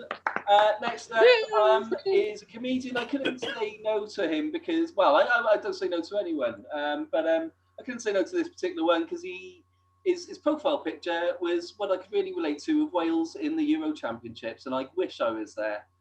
So have a massive round of applause now, please, for Ben Harrington. Yeah! Oh. Well, I've lost the first 2 minutes of Romanian abortion material that I was going to do. But anyway, it's lovely to be here. I hope you're all well. I say lovely to be here. I'm at home, aren't I, for fuck's sake, as we all are. But it is lovely to be here. It's quite a nice home. It's close to local amenities. It's got 3 good-sized bedrooms, southwest-facing garden. So it is lovely to be here. And what do you think of the glamorous backdrop? Look at that, eh? Very nice. Those are actually the curtains that they used at Bruce Forsyth's cremation. So it's good to have a second use of them, mate. I'll tell you what, they're not health and safety tested. If you put a match of that, it would go off like a virgin in a brothel. So there we are. But it is great to be. These are actually exactly 2 meters, if any of you are wondering. Obviously, we need to know that reference at the moment. Most blokes don't know what 6 inches is. So it's good to have that point of reference. There we go. Anyway, let's get on with the material, shall we? Well, it's a nice bit. Have we had like an all right lockdown? Has it been okay? Give me a cheer if it has. There we are. Nice delay. The big thing I picked up from lockdown is how fucking awful I look in a webcam. For Christ's sake, I already look in normal life like Wayne Rooney's had a baby with Mr. Potato Head, but in lockdown it's a lot harder. And I realised this. I was on a Zoom call a few weeks ago because I use a lot of video conferencing with work, because I'm quite middle class. And I say Zoom. We call them. Zoom's the generic term, though, isn't it? It's like, can you hear me all right, guys? Yeah. Yeah, your bandwidth is flickering. Oh, okay. Sorry, I just thought I couldn't hear the laughter back, but it's probably the material. So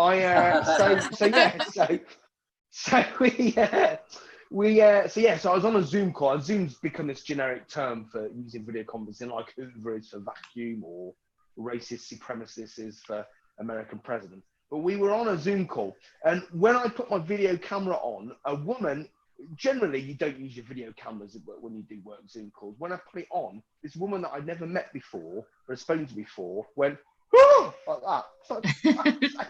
I was really paranoid throughout the call, and then at one point I turned off my camera to show them some slides on a presentation. When I turned it back on, she made the same fucking noise, didn't she? I was like, Jesus Christ, I'm paranoid. What do you think's going to have happened in the last 5 minutes? I'm not going to exactly change, have I? I'm not going to have grown hair and look a bit different. So that's been difficult. My we've had the old challenge with not getting haircuts, haven't we? Apart from me, clearly. My mother-in-law said the day, she said, "Do you know what's Ben doing to get his haircut?" My wife said, "Oh, he just shaves his head." She said, "Oh, isn't he lucky?" Yeah, really fucking lucky. Not like those full-haired people. Yeah, how fucking difficult it must be for them to have a haircut that's a few weeks out of date. Yeah, lucky on me, walking around like a fucking billiard ball. So that won't be used again. But when I first went bald, there's two ways you can go bald. You can either go bald from the front or you can go bald from behind. When I first started going bald, I went bald from behind, and most blokes don't see the backs of their heads, do they? Unless you're into your home movies, they tend not to see the backs of their heads. And I discovered I was going bald, and my hairdresser told me this hairdresser's learned she's French and she's learned English, but she hasn't learned tax, right? So she'd say things like, "Oh, many men when they go bald, they go a little bit ugly, but with you, there is no difference."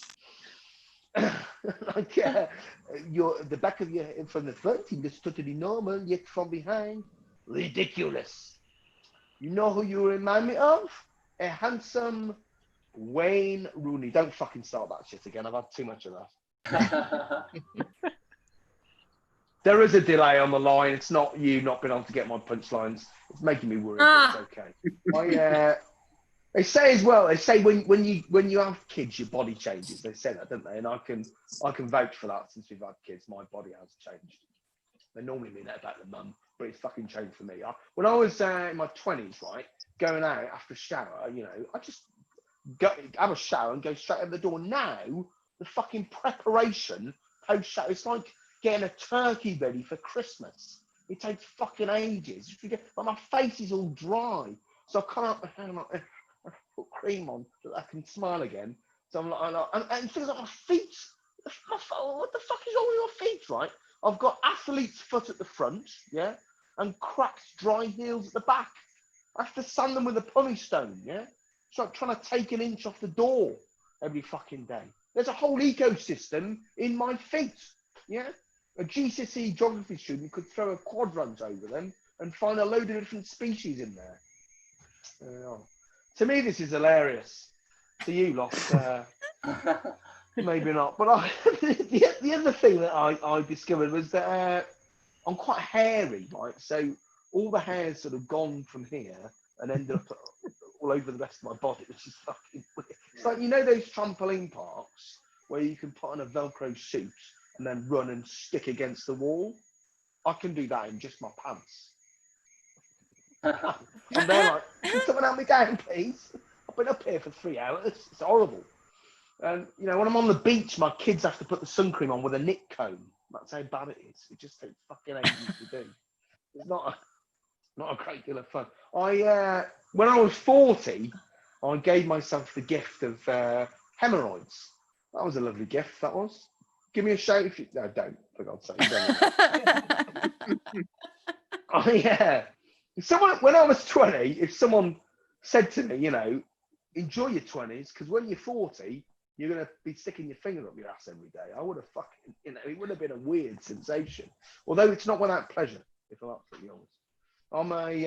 I'm an anusal man myself, which is my cream of choice. Some people go for germanoids, so I've always been an anus. It's a bit like Coke, Pepsi. Different people want different things, but it's very soothing. You know, it's really calming, and it sort of gives you a sense of calmness that you haven't experienced before in life. I think we should maybe use it in prisons or with slightly disrupted children. So there we are. I've actually overrun, which is awful considering none of you found it funny. But you've been lovely. Thank you so much for supporting a really good cause. My dad's Welsh, and I'm always happy to do stuff for supporting Welsh causes. So thank you so much and good night. Cheers. Come on, Ben Harrington. Okay, our final act then for this section. As I say, Lucy's made the arrangements there, so thanks to Lucy. But she runs nights in America, where she hails, in Nebraska. And so, yeah, give her a massive round of applause for Brooke Barcel. Go, Brooke. Hello, hi. I am the one that has the accent in the crowd. Oh my gosh, this has been so much This is so much fun. And your teeth are way better than I thought. Like, I was looking and you guys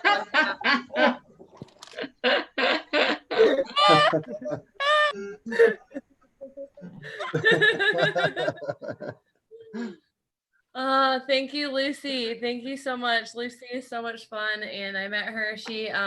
We just started doing open mics when we all got quarantined and we had all this extra energy and we had to get it out somehow, and then we found a way. My name's Brooke. It is spelled with an E, although sometimes I'll spell it wrong and then I'm broke. It's not good. I just want to be really clear. I need at least 2 O's. At least. Otherwise, I'm broke. I would prefer to be like, Brooke, like with a lot of O's, but 2 will work. Yesterday was 6'9" here in the United States. I'm a big fan because I think it's like it's an equality issue. People always want their 6s, and then like half the time I don't get a 9. So it's like just about standing up for what's right and saying, if I'm going to be giving you a 6, you're going to be giving me a 9 at the exact same time. I'm not messing around. Times are really, really hard. Sorry, like I didn't mean it, but like kind of. I suggest meditating, like just focus on the in, focus on the out. It'll really help you when you're doing the 9 and I'm giving you such a good 6, I don't know if you're familiar with football in America. We have Chiefs. Do you guys know the Chiefs? Yeah. Kansas City. Yeah. I'm more of a 69er fan. And if you're not a 69er fan, you're just lazy. And I do know that the 69 fairy is real because I almost always wake up with cum underneath my pillow.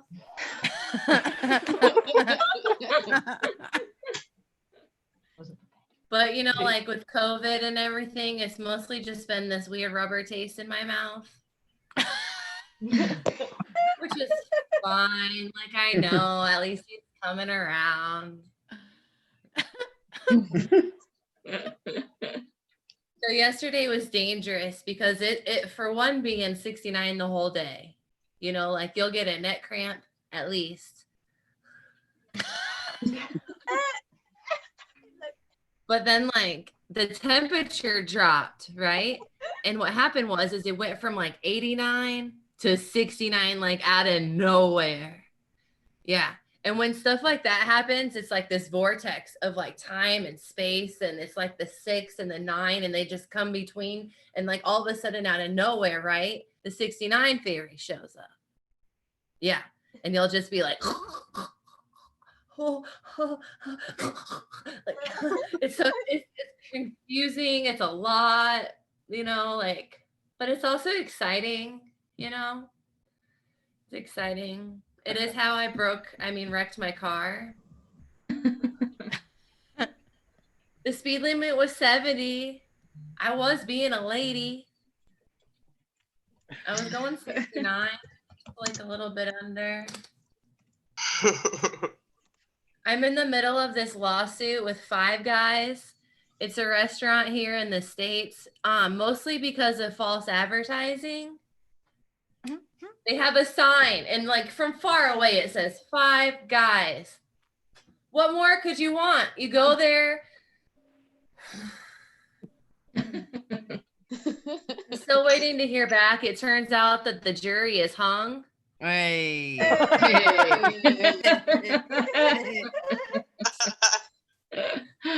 a punchline I want to stand in.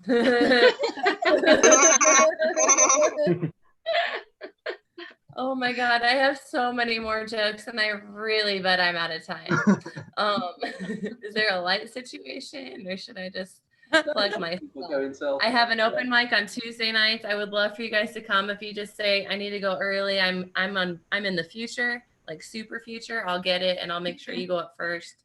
It's a lot of fun, and then we can connect the whole world together through being silly and goofy and happy together, and like that's a domino effect that I want to be a part of.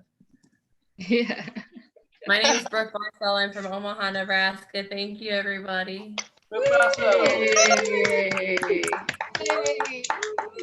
Hello, Brooke. All right. So yeah, you can catch Brooke's stuff out there. It's either in the future or the past, whatever time zone it is. I've no idea. But yeah, okay, we're gonna have a break, and we'll be 5-10 minutes. We'll start again for the final section. If you want to donate, we're on 150 quid now. 150. Ooh, Nice. 69. Keep the money coming in, please. Yeah, if you want to donate, it's still not late. I'll just remind you, it's www.justgiving.com/fundraising/joking-rough-ass. So yeah, I'll play a little tune somehow. Well, 5-10 minutes. See you back. Any more questions on YouTube? Can YouTube people see all this bit? Yeah. Yeah. Okay. Don't pick your nose just because it's the break. All right. All right. I'll just have a wank. We'll just try one thing really quickly. Can we all frame ourselves in the camera like our eldest relative trying to do Zoom calls at the moment? So just kind of like. Are we gonna take a picture? I got screen grab ready. Someone. 3, 2, 1. Cheers! Cheers! Cheers! That was a shit one. Everyone do. You know, there's like 2 pages, right? There's like a whole other page of people. Okay. Oh, we'll do one for page 2. There we are. 3, 2, 1. Cheers! Some of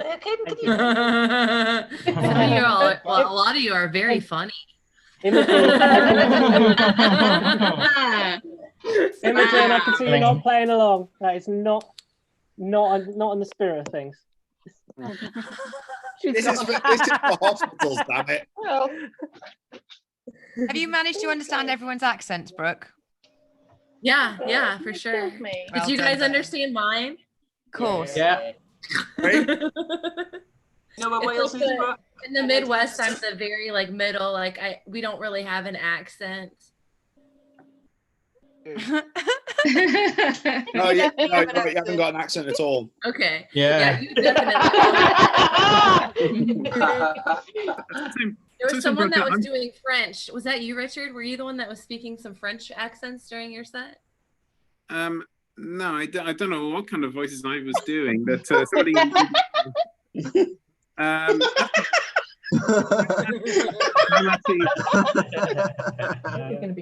Matty is Matty from Wales, but I don't have. Someone donated 69. What is it? Yeah. Richard's got his French for Someone donates 19 quid. We're up to 169, and we can all. Wow! It is all because go. of me. We Like can all go anytime I show up, 69 Barry's like here. Exactly. Yeah. Brooke, Yeah. have Lucy or Sarah explained to you the difference between your Valley's girls and our Valley's girls? No. Like, what do you mean? Big difference. The answer to that is no, we haven't, Sam. They're somewhat significantly different. Well, Valley's girls are Beverly Hills, aren't they? And yeah. Our Valley's girls are more like your Jersey girls, but if they were from Florida. I think that the main, like the briefest way to put it is they are like your Valley girls and our Valley girls are opposite ends of the avocado scale.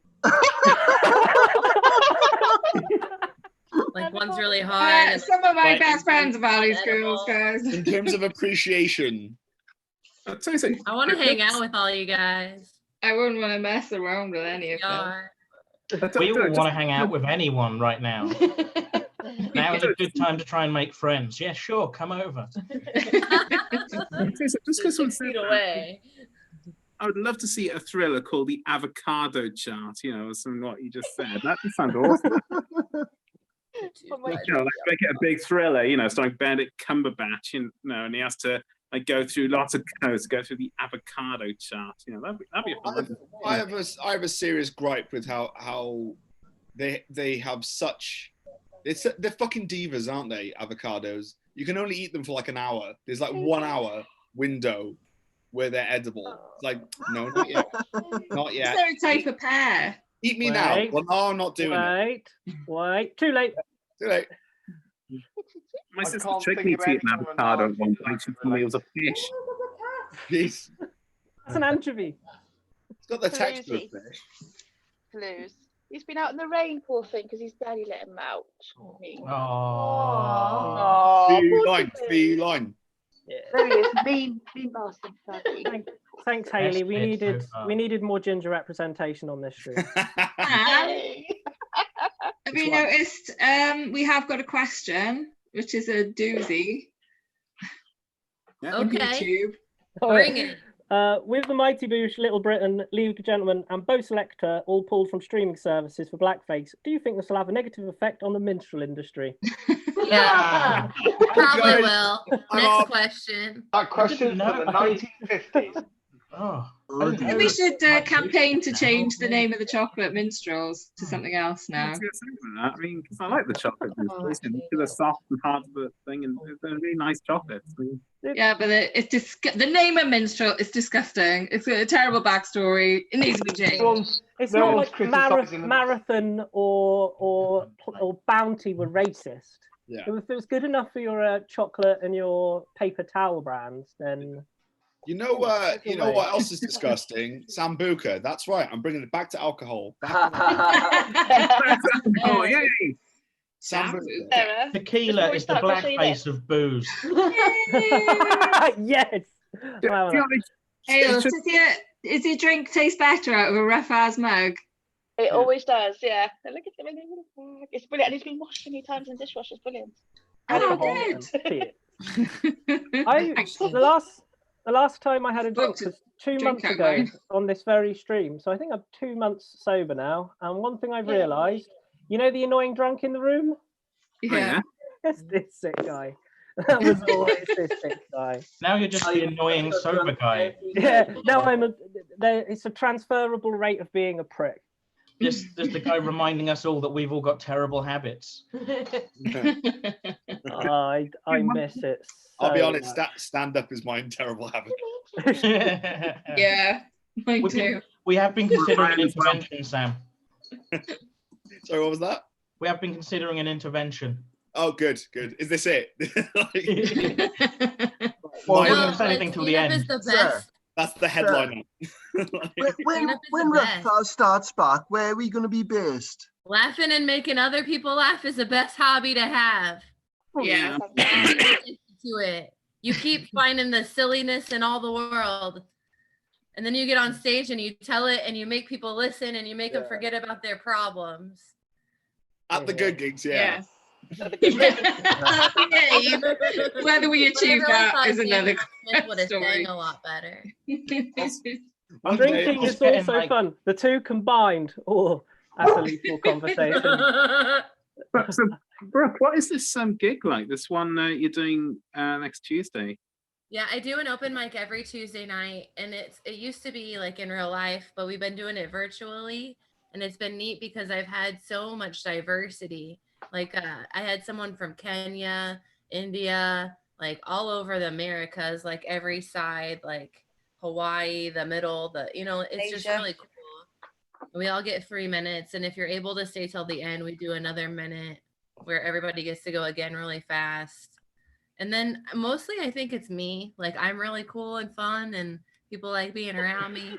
And I give really good introductions like our next comedian, he's not only funny, he also wears red. So much so it's on his head and it's on his, like it's just... Brooke, it's like you've read my mind. What's the time difference then between us and right now it's almost 4 in the afternoon. In the past, though. Oh, in the afternoon. Oh, wow. Okay.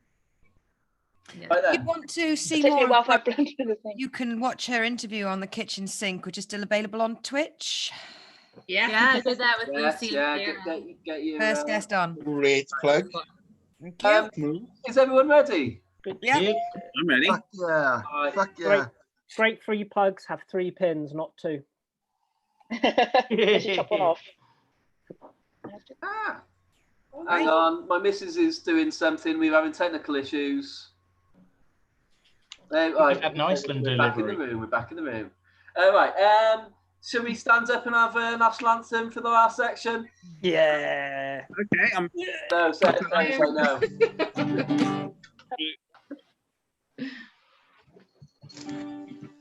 Belfast.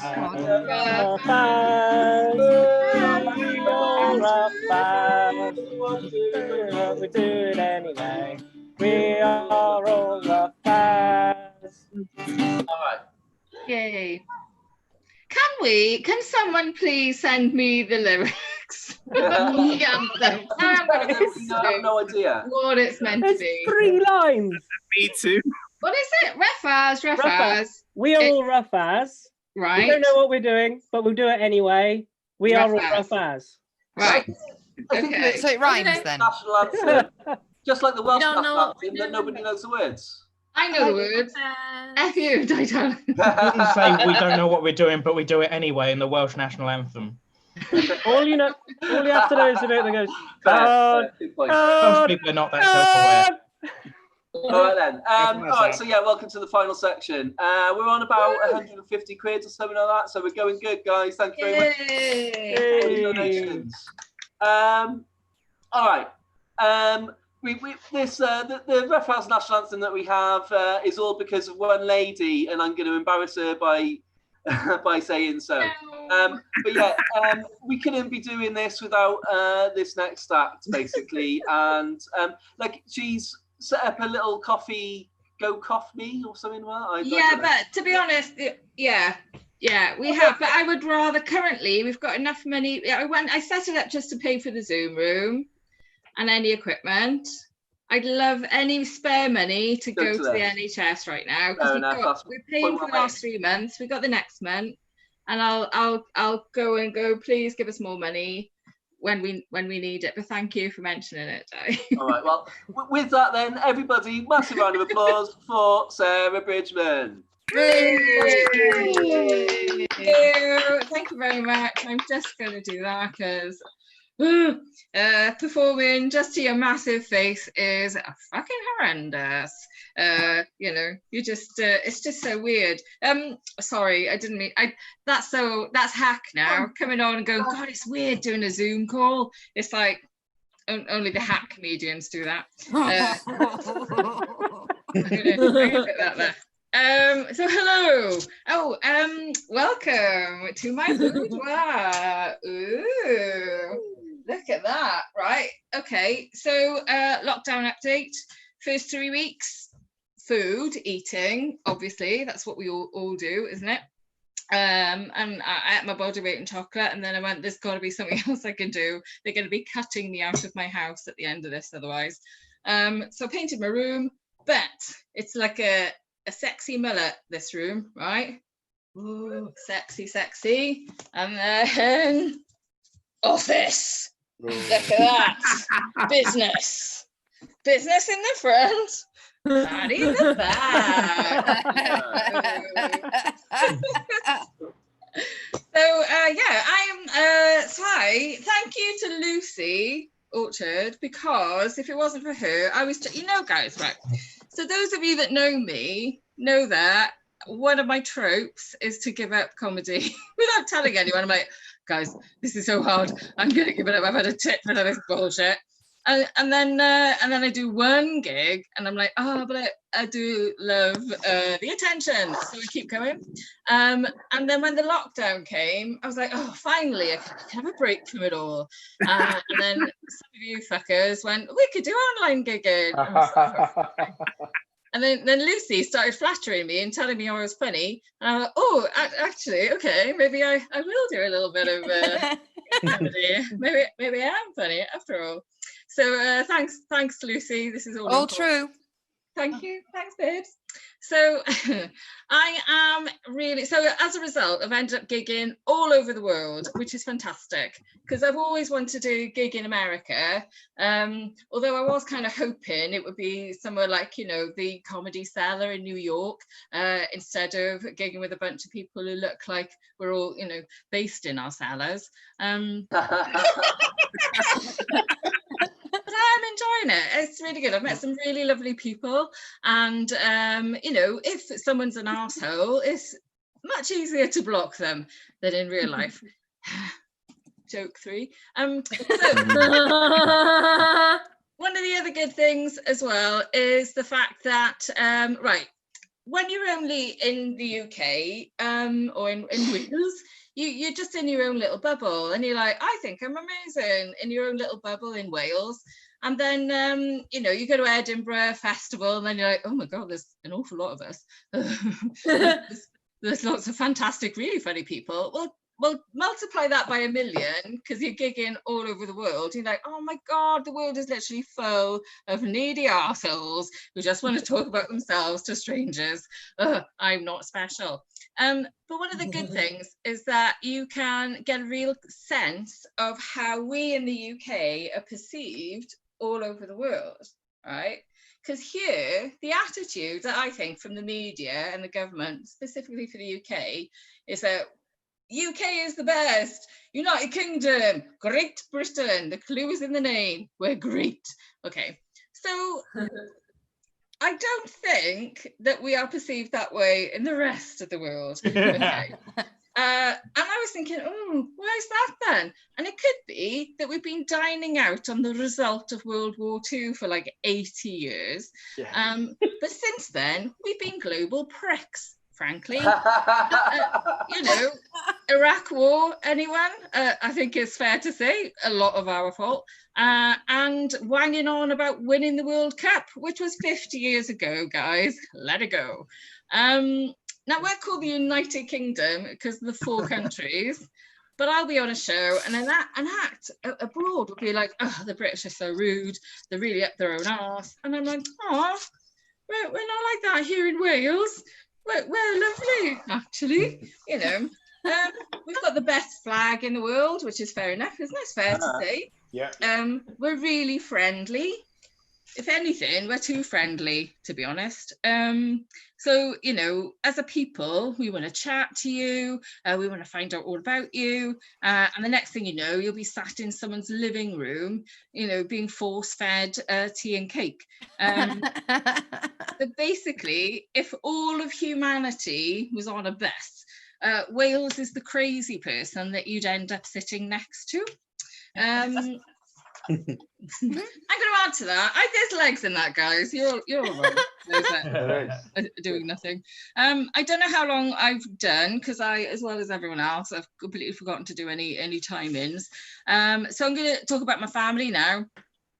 My brother-in-law Richard has said he's watching this. So hi Rich and Colette. But due to the lockdown, I am more in touch with my immediate family, which I'm really happy about, thanks to the power of Zoom.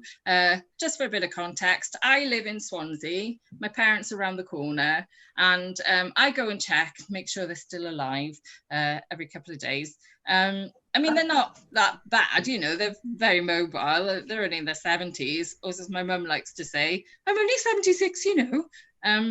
They're fine. But usually there's cake and a cup of tea. So really, I don't mind. So Rich, Colette, if you're watching this, I'm fine going to check on mum and dad for the cake and tea. But I have to say, if the cake stops, it's your turn. So I live in Wales. They all live all over the place, England and Scotland and stuff. As a family, we have gone a bit Zoom crazy.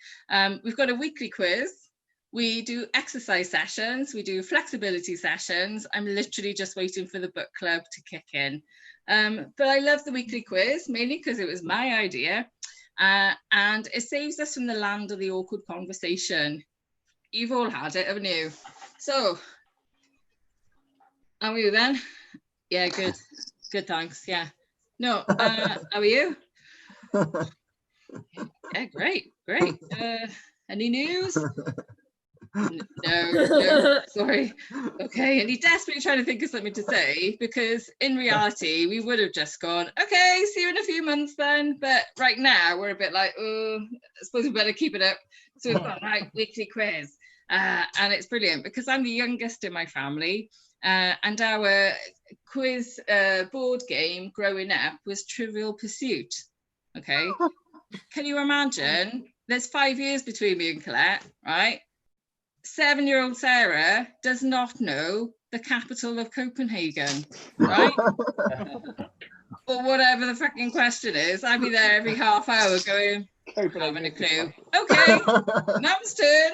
Nightmare. So I get to be quiz master and I get to be in charge, which is fantastic, because I wield the ultimate power, and I'm very happy.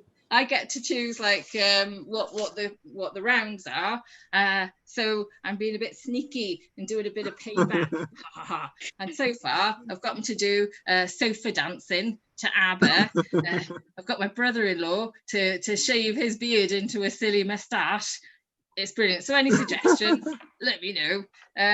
Although I will have to say, I am quite enjoying it. So please don't stop doing the quiz, guys. I'm really loving it. Right, that's all I have for tonight. It's lovely to see your lovely faces.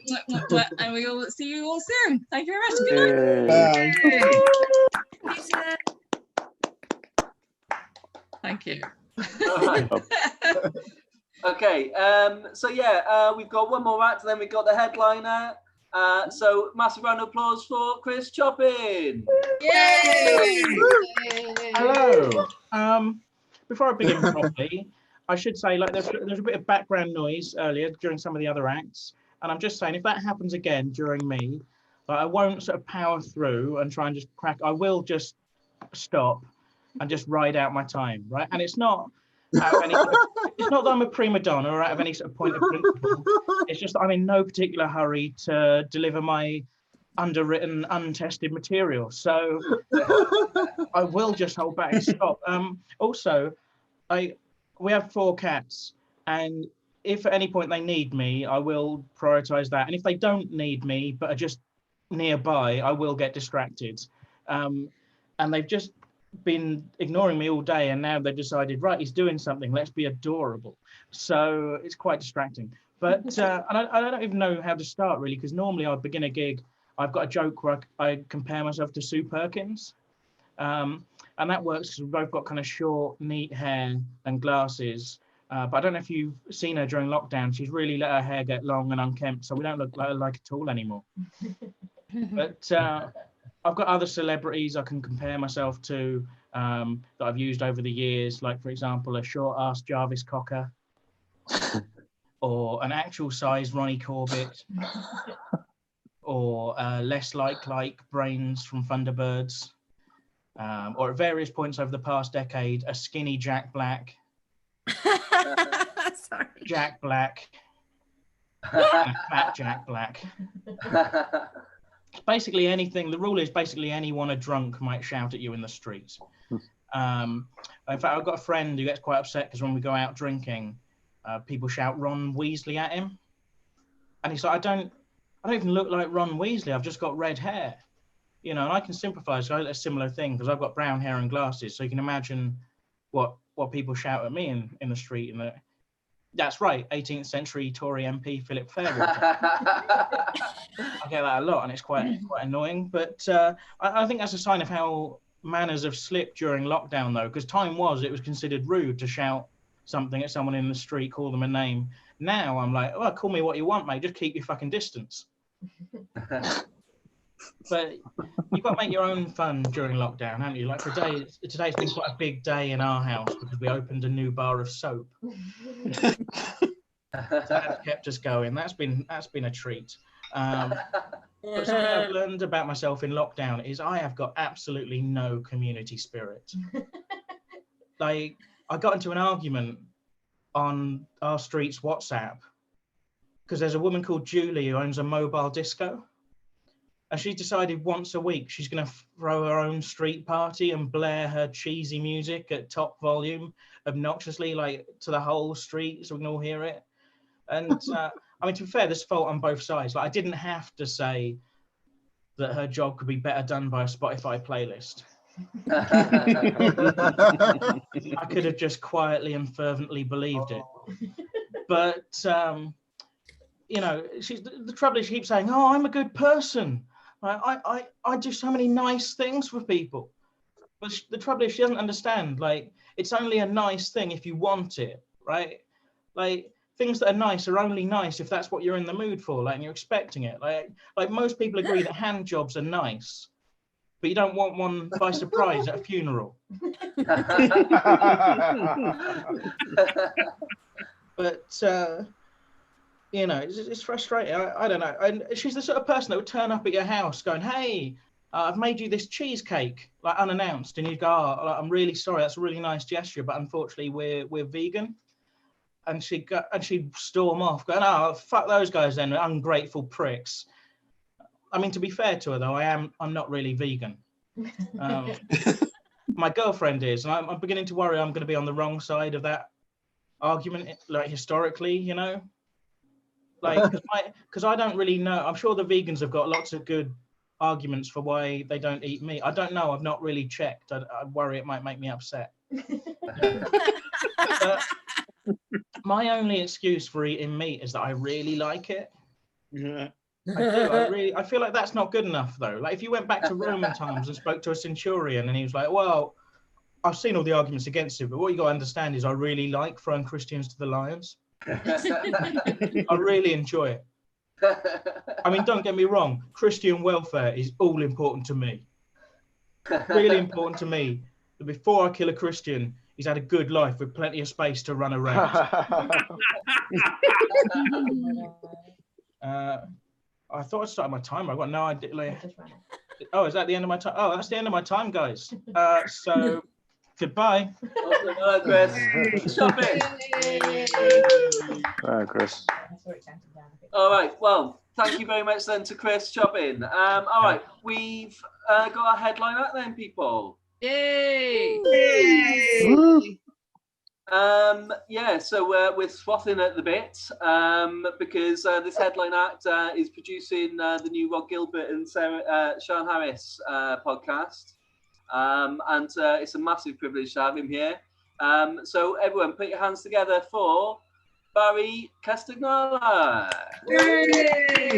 Hello. Hi, guys. Oh, hello. Can you hear me? Is it all working? Brilliant, excellent. I thank you very much. So I realized I've been here the whole time, but I was cooking, so then I thought it seemed weird switching the camera on at that point, and then it felt like there should be a bigger entrance than just sitting in a fucking spare room. But there we go. Anyway, I was trying to think of something quickly where I had a good background, but no. Then I was trying to think of a bit of camera trickery of coming under it, but then I haven't got enough space for that. So yeah. So here we go. I mean, nice to be here. It's quite hard to turn down a charity gig at the moment, to be honest. There isn't much else going on, so it's very hard. And actually, you know, the Aneurin Bevan Health Board is a charity close to my heart. They're my favourite of all the health boards. Actually, and mainly because if you're going to have a health board and you're going to name it, then why not name it after the famous Aneurin Bevan, of course, the health minister during the post-war Attlee government, health minister who oversaw the nationalisation of 2,500 hospitals. And you never know, you never know. I might be in the Caerphilly or Gwent area and need the health services, maybe a little walk, I don't know, in the Brecon Beacons. And so you never know. So it's always good to do your bit, but I can't help thinking to myself, I really fucking hope they're not relying on this for funding. I'm not being funny. There's more acts than watching YouTube. What the fuck are we doing? Let's be honest. We could have all just chipped in a £5 and saved ourselves a hassle. What are we doing? What is going on? This isn't a gig. I mean, you're talking about it, call me Hack Jack McHack, but it's fucking weird. It's like a meeting. It's not even a meeting. It's a cult. You're singing a weird song. I don't know what's going on. What I've stepped into here. We've got someone from Omaha, Nebraska, but everyone else seems to be in a cluster in the Rhondda fucking Valley. It's weird. I don't know what's going on. I'm just looking around, and I don't know who's who. I've got the Teagles. I want to know what their deal is. I saw they were chatting during the break for a little bit. The old Teagles. I saw them getting a bit of a telling off for talking. But will they show their face? Will they fuck the Teagles? I mean, quite often with these Zoom things, it's a bit like a meeting, like you're trying to pitch for business or something. Whereas I'll be honest, this one looks more like a chat room for enthusiasts of amateur porn. That's what it looks like. I'm looking at you. I'm looking through, and I mean, Noel, who are you? What's your game? I'm looking at you. Yeah, you know, Noel and Trisha. I mean, I've been thinking, what's their deal? Are they on? Are they not? But no, you're just watching. Are you? I mean, what? You can unmute. Come on, Trisha. It's time for you to shine, Trisha. What's going on? What's your deal? What's happening here? Yeah, I just want to come along. I want to come along because I know a couple of people here, Lisa and Sarah, and I just want to come along and support them. That's lovely. And you thought you'd do it. You thought you'd do it from your teenage son's bedroom, did you? Actually, all right. Well, lovely. Thanks for supporting, Trisha. Noel, right, we're on to you, mate. I'm not, no disrespect, but I mean, if this turned up, if just that section turned up on Crime Watch, none of us would be surprised. I've just had that shot of you, you're just in there, you look like you're robbing a house. Is it your house? I've got a dog and a cat, and they don't like each other. Well, the cat don't like the dog. Yeah, the cat's in one room, the dog's in. And I mean, is that something Noel? Is that something you've been dealing with through the whole of lockdown? Since January, yeah. Since about January, yeah. Since I found a dog. Well, my cat found a dog in the garden. What do you mean? So hang on. So basically, your cat is absolutely gutted. Your cat's found a dog. He's brought him back to you, and now he's gone. Actually, no, I don't like him. Get rid of him. And now, what's the situation? Yeah, well, like, the cat actually was a stray cat as well. So it's like I take on. I mean, not being funny, no. You seem a bit feral yourself. There's no hairdressers open, is there? I want to know who took you in originally. Someone's taken Noel in. Noel's gone and got a cat. The cat's gone and got a dog. This is like a fucking nursery rhyme, Noel. Nice to meet you. Then we've got next to you on my screen. We've got badly framed. We've got Matt Goss. I don't know if it's the actual Matt Goss from Bros. I mean, that would be a turn up, wouldn't it? Oh, it's not. Right. I just want for a second. I thought, wouldn't that be amazing? 33 people on a Zoom chat. I mean, you can call it a giggle you like. It's not. It's a Zoom chat, right? We've got. But wouldn't it be amazing if one of those in Brandon. It'd be amazing though if it turned out that one of those people was actually Matt Goss from Froth. What did you say, Matt? What did you say there? It was a bad choice in Brandon.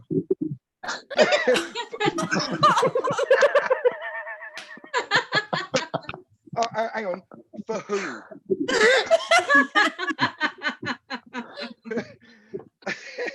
Oh dear! I mean, that would have been an absolutely massive turn. But this is good. It's nice to see people. So we, because let's face it, those of us here. It seems like most of us are stand-ups on here. It seems like to be more acts than audience, and let's face it, we're all fucked. I mean, right?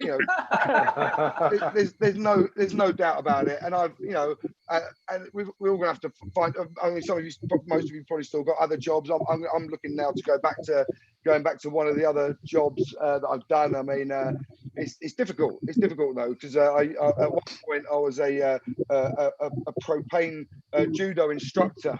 In fact, nice to see you again, Captain Ali. But that didn't work. Last year I actually won. Well, I say won. I was runner-up. Became second as the international female truck driver of the year. As well, and after that, when I left truck driving, I got into bus driving. But I'll tell you the thing with bus driving is that on this one route, I kept having a Romanian woman. She kept having abortions in the back. Left, right. I mean, it was the chances. It was constant. I couldn't. You got to draw the line. Got to draw the line somewhere. So yes, nice, very nice to be here. Thanks for having me. And it is bizarre. I've only done one other. Genuinely, I've done one other Zoom gig over this lockdown, and it was weird. But but they were they weren't so supportive. I just looked there. I just thought, oh, Barry's very funny. It's very nice, thank you. But these weren't. People were just. They've been a bit snippy all night. Do you know what I mean? Like I could see on the comments, and it was weird doing a gig for the first time in this format, and then getting the comments coming up, and also because it's really hard to come back with a. With a heckle put down as well. You're just gonna be there, just trying to get you just hold on a second. Save your breath, mate. You're going to need it to blow up your girlfriend when you get home. Yeah, boom.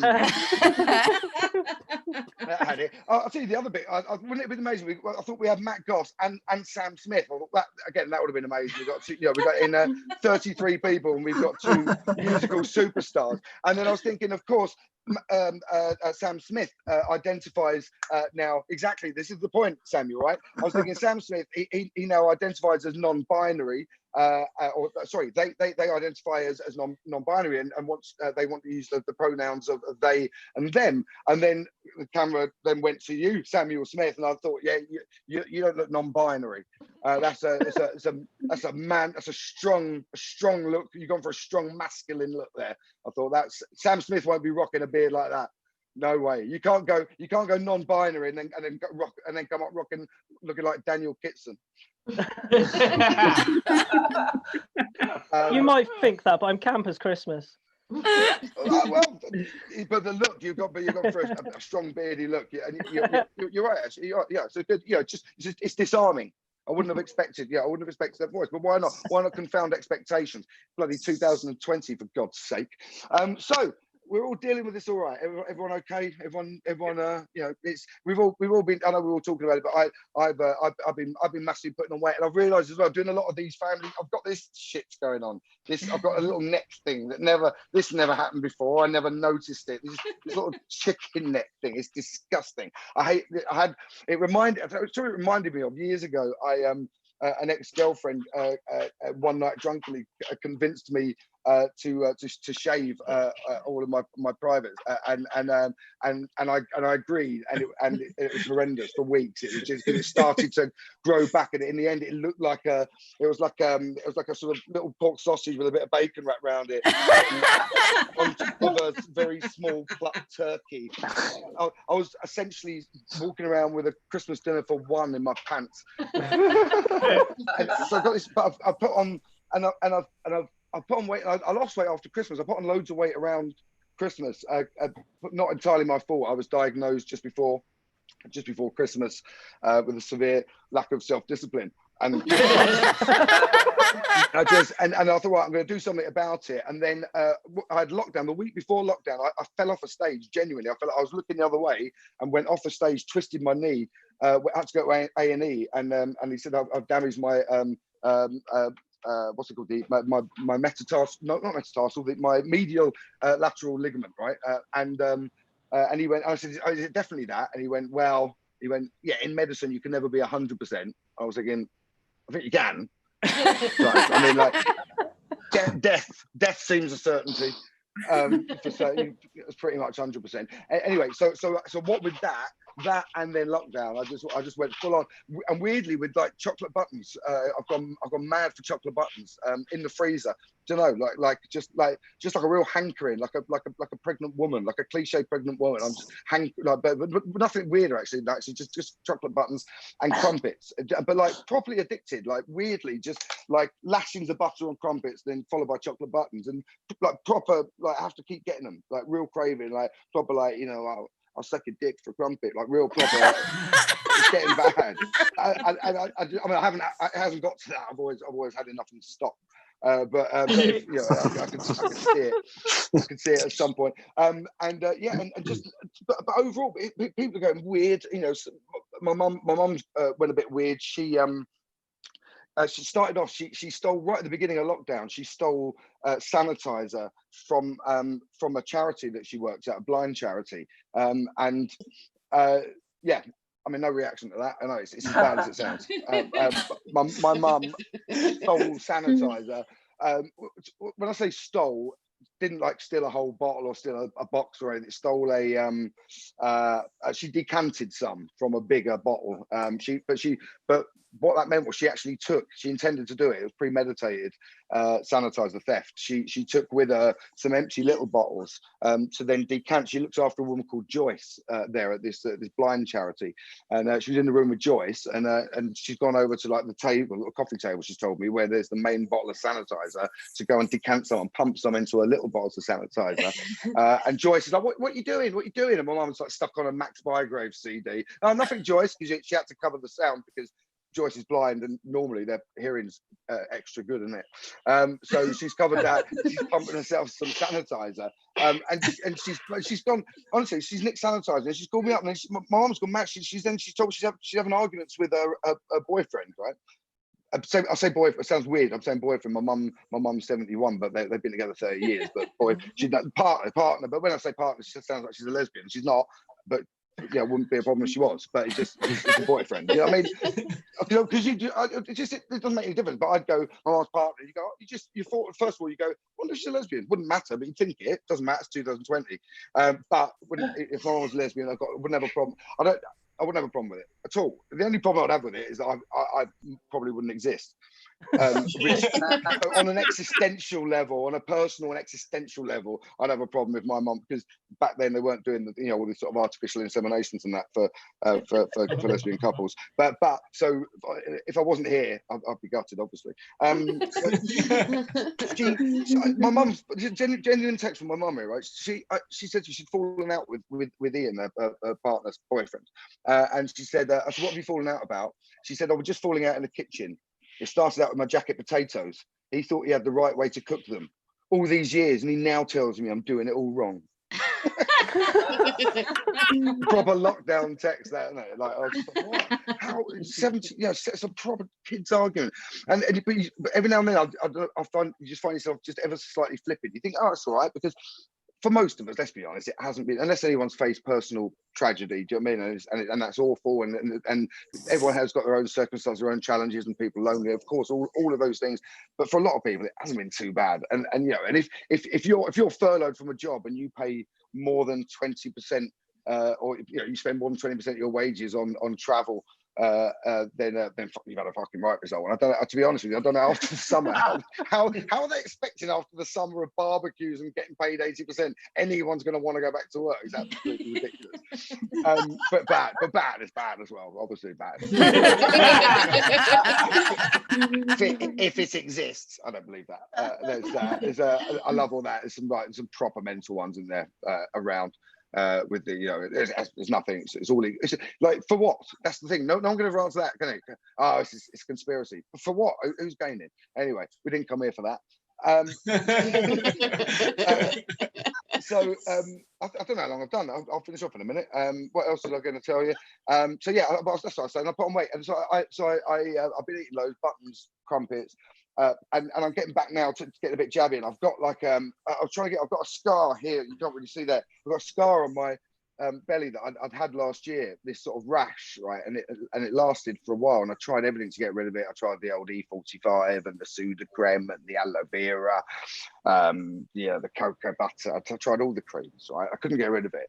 And I went and booked a doctor's appointment, and I waited 3 days for the doctor's appointment. And I Googled the symptoms before, which you should never do, right? Properly panicked. And I went to the doctor genuinely nervous, and the doctor took one look at it. And he went, "Yeah, I'll tell you what's going on there." So, yeah, he went, "Yeah, your belly is rubbing on your belt buckle." Oh my God!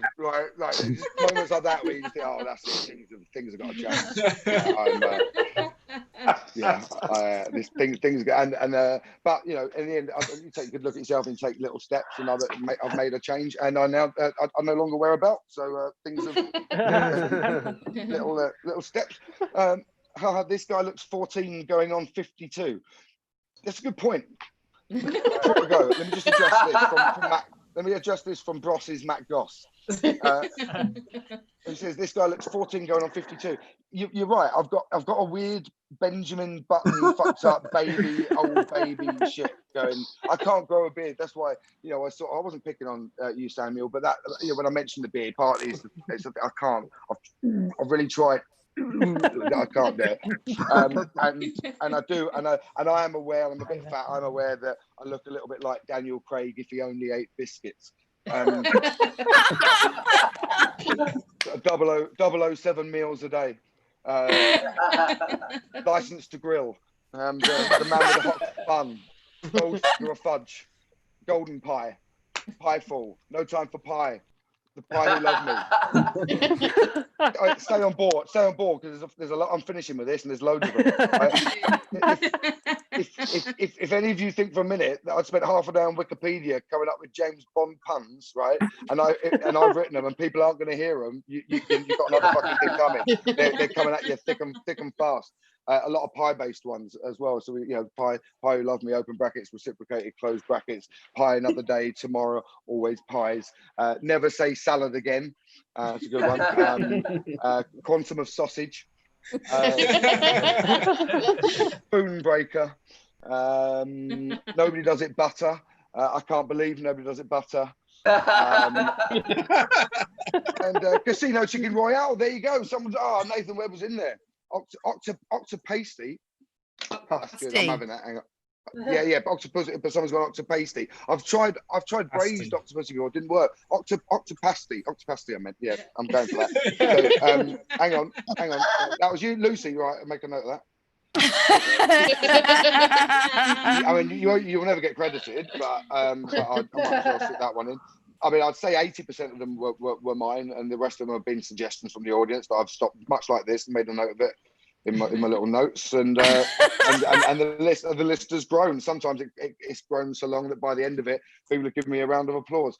Not on this occasion. That's fine. I don't want it now. Not now. Now, thank you very much.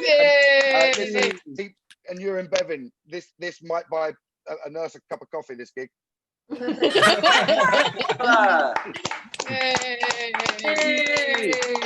much, Barry.